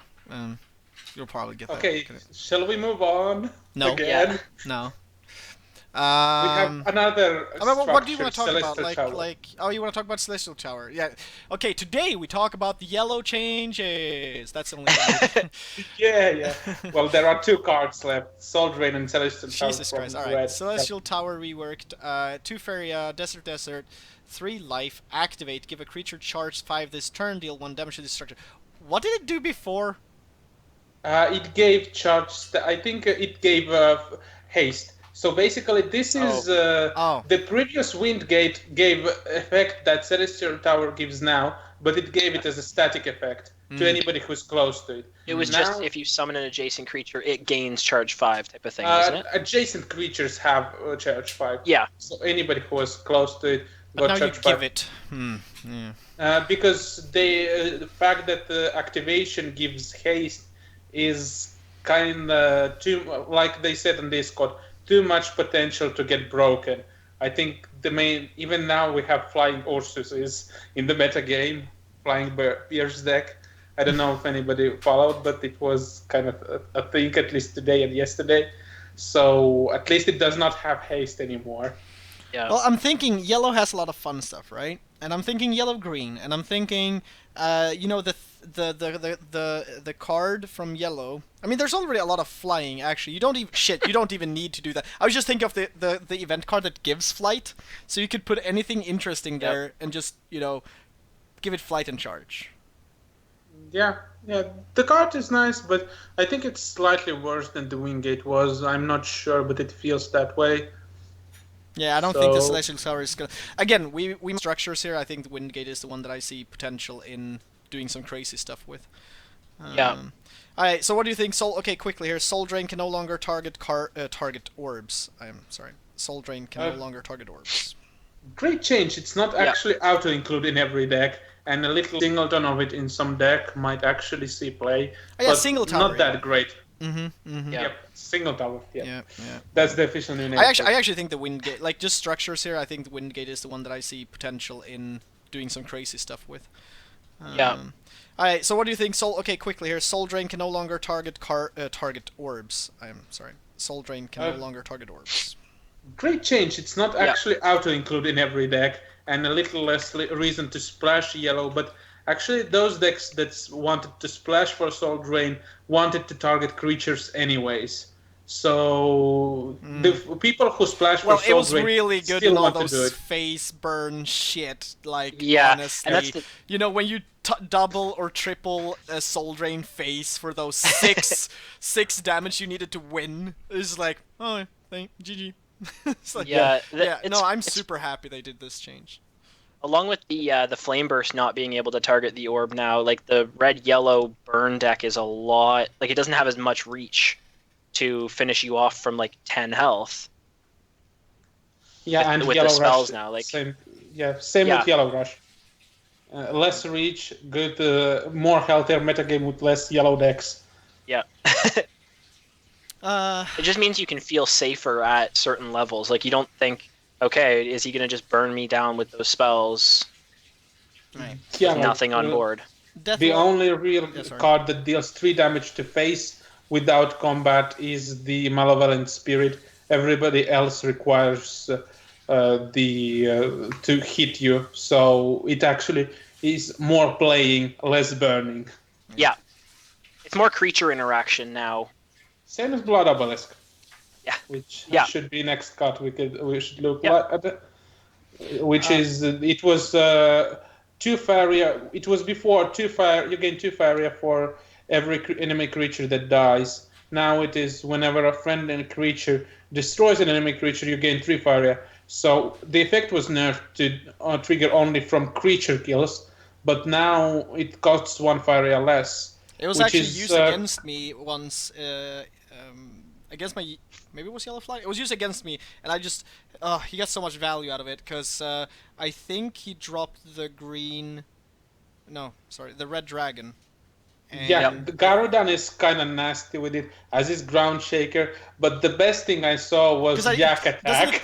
Doesn't it count? Doesn't it count though? Doesn't it count though? Because the gift of red, the blah blah blah. It's the creature that killed it, so they count. So red it doesn't just give everything combat. If this kills a creature, gain 2 Faeria. It's just if it kills it in some way. Yeah. So it's still pretty good. Yak Attack combo. Yak Attack. Yeah. Because, well, if the Yaks can actually kill something, then I mean, it's still just a 2 damage, but yeah, against a lot of people, it's situational, but it's so just the fact you get back the fucking value, like you just get back the Faeria, you just gain value. It's just I fucking hate it. I think it's a really healthy change. Oh yeah, because like the deck, the deck before you would put the obelisks down, you would use Flameburst or Seifer's Wrath, something like that, to kill off. Well, kill off your opponent's board, reload your Faeria pool with the obelisk effect, and then play creatures, and it's a huge swing. But now you have to actually have some board pressure with creatures in order to get good value out of it. It's a good change. Like before, Last Nightmare costed 4, and Azura costed 8 because of this. Yeah, it's kind of like counterintuitive to the Soul Drain and Flameburst change now, because you can't use them on orb. You want to use them on creatures, but the obelisk has to trigger off of creatures, so you want to use your creatures to clear instead of spells. It's kind of a weird, like, okay, do I use one or the other, because neither is like better now. They both have good, which is good. Yeah, because it creates tension in deck building, which you actually want to include, and so on. It means you actually have to think about it. Yeah. Joke is saying in Twitch that this patch killed his Fatigue deck, but I'm just gonna respond with, well, if you were planning to play that in the Faeria Clash tournament, you wouldn't be able to anyway, because it's only 12-minute timer. So play it fast, then you can play actually finish somewhere. Yeah. That would be fun. So Flameburst we also touched upon. Still a great card, still really useful, practically in every red deck. Just a bit less blowout potential. This kind of nerf actually reminds me of what Hearthstone did with the Druid's Wrath, because the Wrath actually was the same thing. It could hit face or a creature. Now it can also only hit creatures. Really reminded, like, same thing, same rewarding. Yeah. So I mean, red and yellow just has less face damage overall. Flameburst, Bomb Slinger can now target structures. I think that's good. That's a really good one, too. I mean, just it also fits the theme and the lore and everything of the card, because it was like, well, this is a Bomb Slinger. Why can't it throw the bomb on a structure? Yeah, because the actual bomb that he throws could target structures before. That like made literally 0 sense, because the 4 damage spell from Bomb Slinger, I don't remember the name, actually can target structures. So I was kind of weirded out. Firebomb. Firebomb. And in art you see Bomb Slinger throwing that bomb, and the Bomb Slinger himself cannot do it.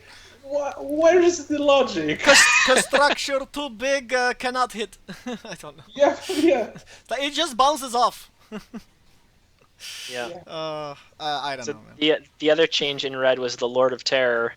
It's not so terrible anymore, but still quite terrible. Yeah. Well, like the one extra attack, what's the effect of it? What did it do? It has Death Touch. Oh. It was 1/6 Death Touch for 6. Now it's 5 Faeria, 2/6 Death Touch. So 1 Faeria less, 1 attack more. It's the extra attack really didn't make a difference. No. Never. The fact that it's easily splashable, which we were talking about on Discord about splashes earlier this day, means this is actually becomes a relevant doesn't feature. It require? Wait, it just says 5 Faeria. How much land does it require? Actually, I don't remember. Wasn't it 1? Can you maybe check? it was 2. Score I think check. it was 2. I can check really quick. Because Yeah. it doesn't say how much land it requires. I'm gonna assume 2, but But even so, it becomes actually Splashable. somewhat playable right now. Not that. It costs 3. 3 Oh. mountains. 3 mountains. 3 mountains. wow, Okay, yeah, that's a lot. then Yeah, it's a only red mono card. red. Yeah, it's just on a red. I think least I would something like. Mono-Red Here's the has. thing. Here's where I'm like, oh, I would like to see this just require 2, but I'm so scared of what, like, okay, now it's an auto include in every fucking deck because it has 6 life, which is big, and it costs only 5 Faeria. So Last Nightmare it costs 6, you know, and it basically has Last Nightmare effect when it attacks something. So it's like your anti-big creature card. And it's like, And it can eat up many small cards. So and yeah, you put it in green and you just buff. yeah. I had a They're pack that I fantastic. opened very early that had a Lord of Terror and a Cannon Carrier in it. And I was like, wow, I really wish I could get that combo off, but it's so expensive. Dude, that is so fucking... Dude, yeah, if you make Lord of Terror ranged, you're good. Well, there's other creatures that can do that. There's other... If you make anything ranged, that probably is good, but the Faeria with cost Death is Touch, probably yeah, with Death horrible. Touch, right? Yeah. Because that's what it has, right? Lord of Terror has Death Touch, right? Yeah. Yep. Huh. Interesting. Yeah, well, sometimes you're like, oh, that's so good, and then you're like, well, how hard is it to pull off? And you're like, oh, well, Yeah. it's a fun idea. Yeah, I don't know. What do you guys think? Okay, let's move on. Ninja Toad in blue is now a 4 Faeria lake. It used to be 3 Faeria lake. Cost 1 more. It's just it's a 1 cost increase. I think it's good because a lot of times you would play it right beside a well anyway. So it would reduce its cost by 1 and then By jump 2 and... even. Yeah, or it would grab both, yeah. Yeah, it's So a it was- haste 2/3 creature that can jump. 3-2. Yeah. 3/2. And oftentimes, yeah, it's 3-2. 3-2, and oftentimes it was followed up by Aurora Mythmaker, which is really annoying. So, Or even a Phantasm. Yeah, so the fact that it costs 4 is actually kind of... At least it's fair. It's good that it's increased cost. We'll see if it's enough to make it... Because I don't It think... is. I mean, it was a It staple is blue still card. really good. Yeah, it's still It's a staple. still a staple. Yeah. It's still, Yeah. like... Before, it was really undercosted. Now it's a staple that's fairly costed. Yeah.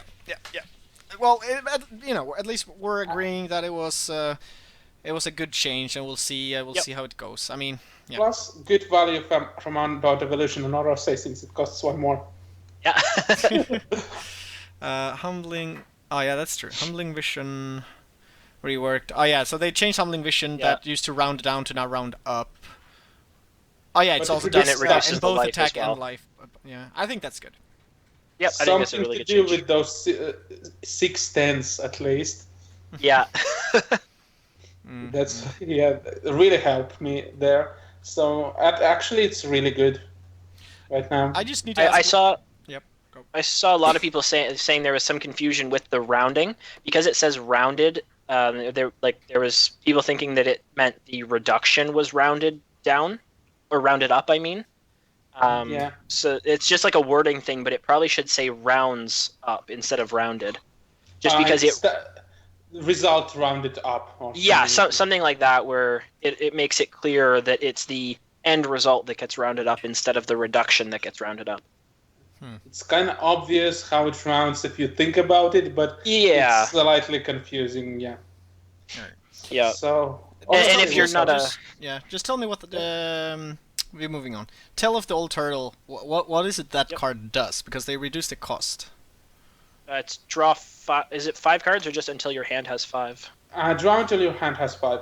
Okay. So it's a card draw card. So card draw card. it was unplayable before because it was too expensive, and blue had good draw effects. Now it is slightly cheaper unplayable. I mean, it's interesting effect with fast mana, attack and but health I tried and I couldn't make it work. So my judgment on it currently, at least, people still haven't broken it. It has potential to get broken with the less Faeria cost, but not yet, not broken yet. Yeah, because you never saw that before, so. Yeah. I don't even know how strong it is. What tail? Is it? Oh, it's an event, isn't it? Sorry, my bad. Yeah, it's an event. Gabriel Warden can now target herself. I think that just makes sense. It's a pretty cool change. Yeah. Yep. Yeah. Warden, was that the one that gave protection, right?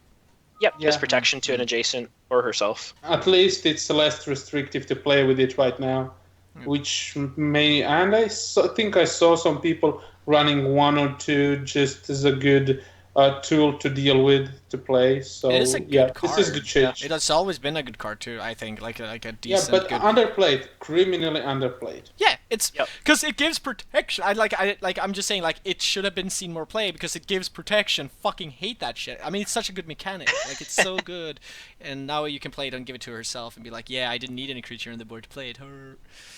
So, Yeah. Yep. Yeah. It doesn't make it unplayable if you don't have another creature. Exactly. Yeah.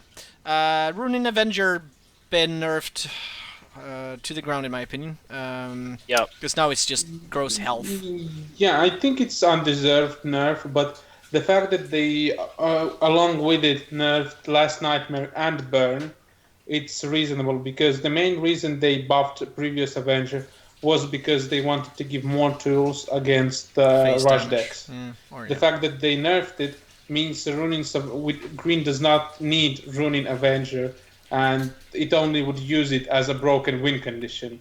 So it wasn't necessary, but it's understandable, and it's not that unplayable after all.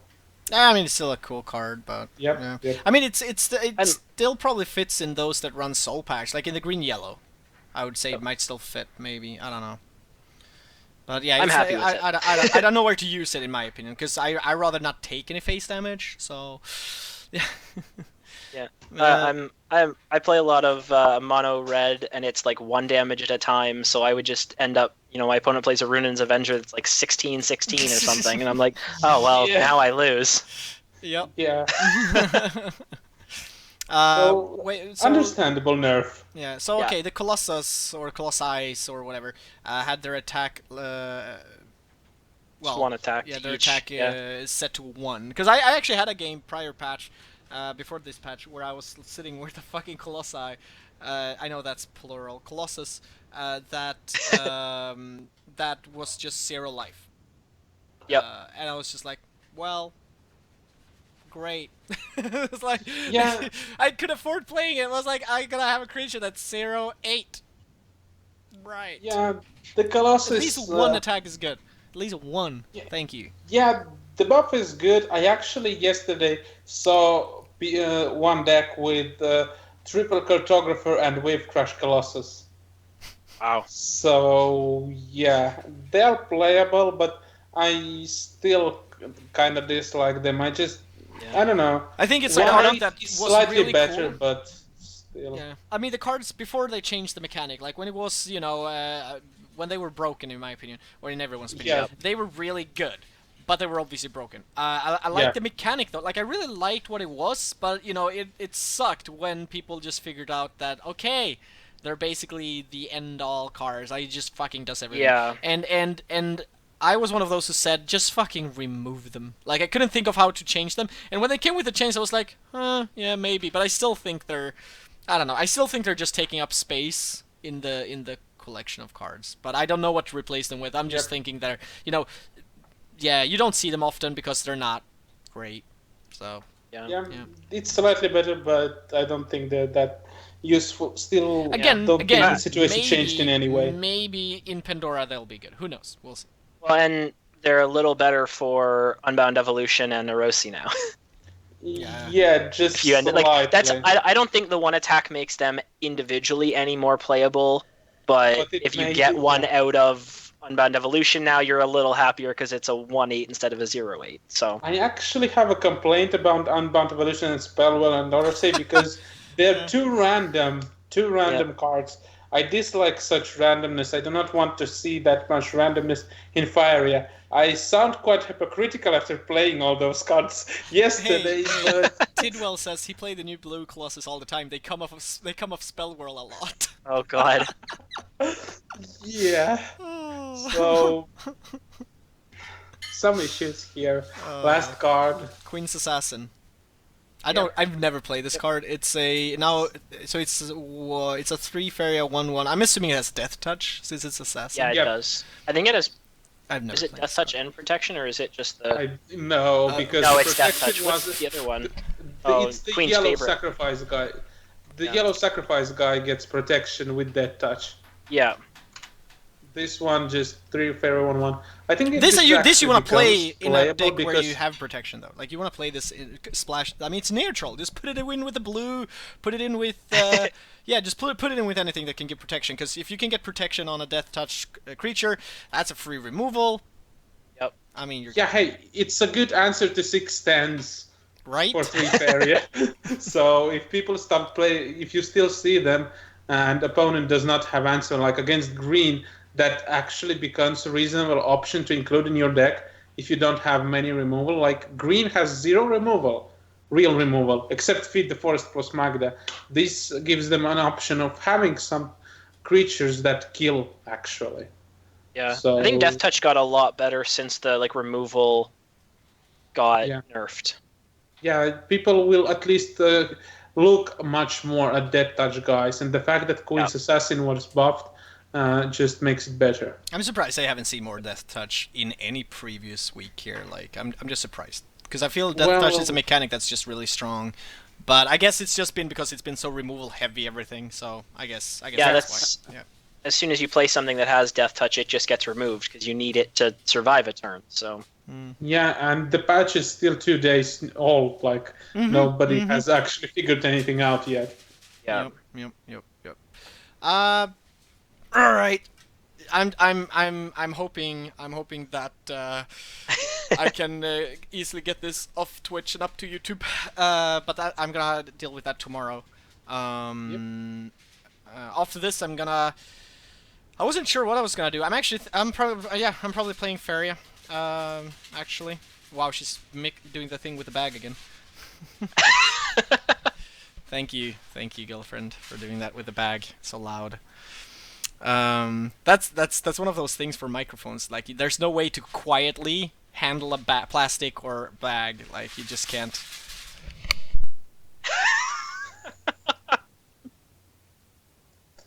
I just told her off. Yeah. No, she's just doing it Just again. give me a minute to wrap honestly this think up. She's honestly just fucking with us right now, I think. She's just, like, there's no way she needs to play with a plastic bag for 5 minutes. Like, snälla.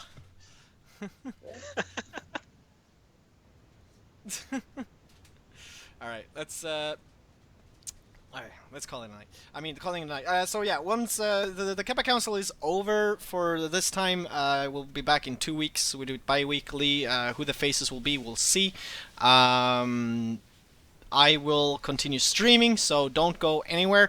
I might cut the stream though. I might actually drop the stream and restart it to make it easier for, like, just make it so that Twitch kind of kills it there. It's easier for me to highlight it and upload it later. So it will be back once the stream cuts out. It will be back with more Faeria gameplay. I'm planning to play Yellow Flight that won a tournament, and I'm planning to play Red Blue that won another tournament. So that's that. If you want to see tournament winning decks played by a scrub, then stick around, because that's gonna be what's gonna happen, and I'm gonna see if it's any good. The Yellow Flight deck, I'm 2-2 so far, but I've basically faced the same guy twice. So In other words, tune in if you want to see tournament winning decks lose. yeah, if you want to see tournament decks lose, tune in. Next You have podcast. to do some structure experimentation. Anti-Red thinks the next podcast will be Scream with 3 plastic bags. God, I hope it wasn't too loud. I'm sorry. But yeah, Scorch streams over on twitch.tv/Scorch13. Thank you for being here. Thank you for having me again. And don't forget to go follow him. Thank you, Nightingale. Yep. Yeah, thank you for having me also. For being almost the best and being a great guest, talking a lot about all the tournament. I think the best part of this podcast definitely was the tournament talk, which is like 90% of it. So we talked a lot about tournaments and things, but it was really good. A lot of talk, a lot of opinions, a lot of things. I hope we didn't miss anything. I'm a little bit nervous, but oh well. If we missed anything, it's because we didn't have enough time. That's why. And yeah, we'll be back in with this podcast. You can see it on YouTube hopefully tomorrow if there's no troubles now getting it off Twitch. But I don't think it's gonna be much trouble. All right, thank you guys. Time to roll the credits. Thank you.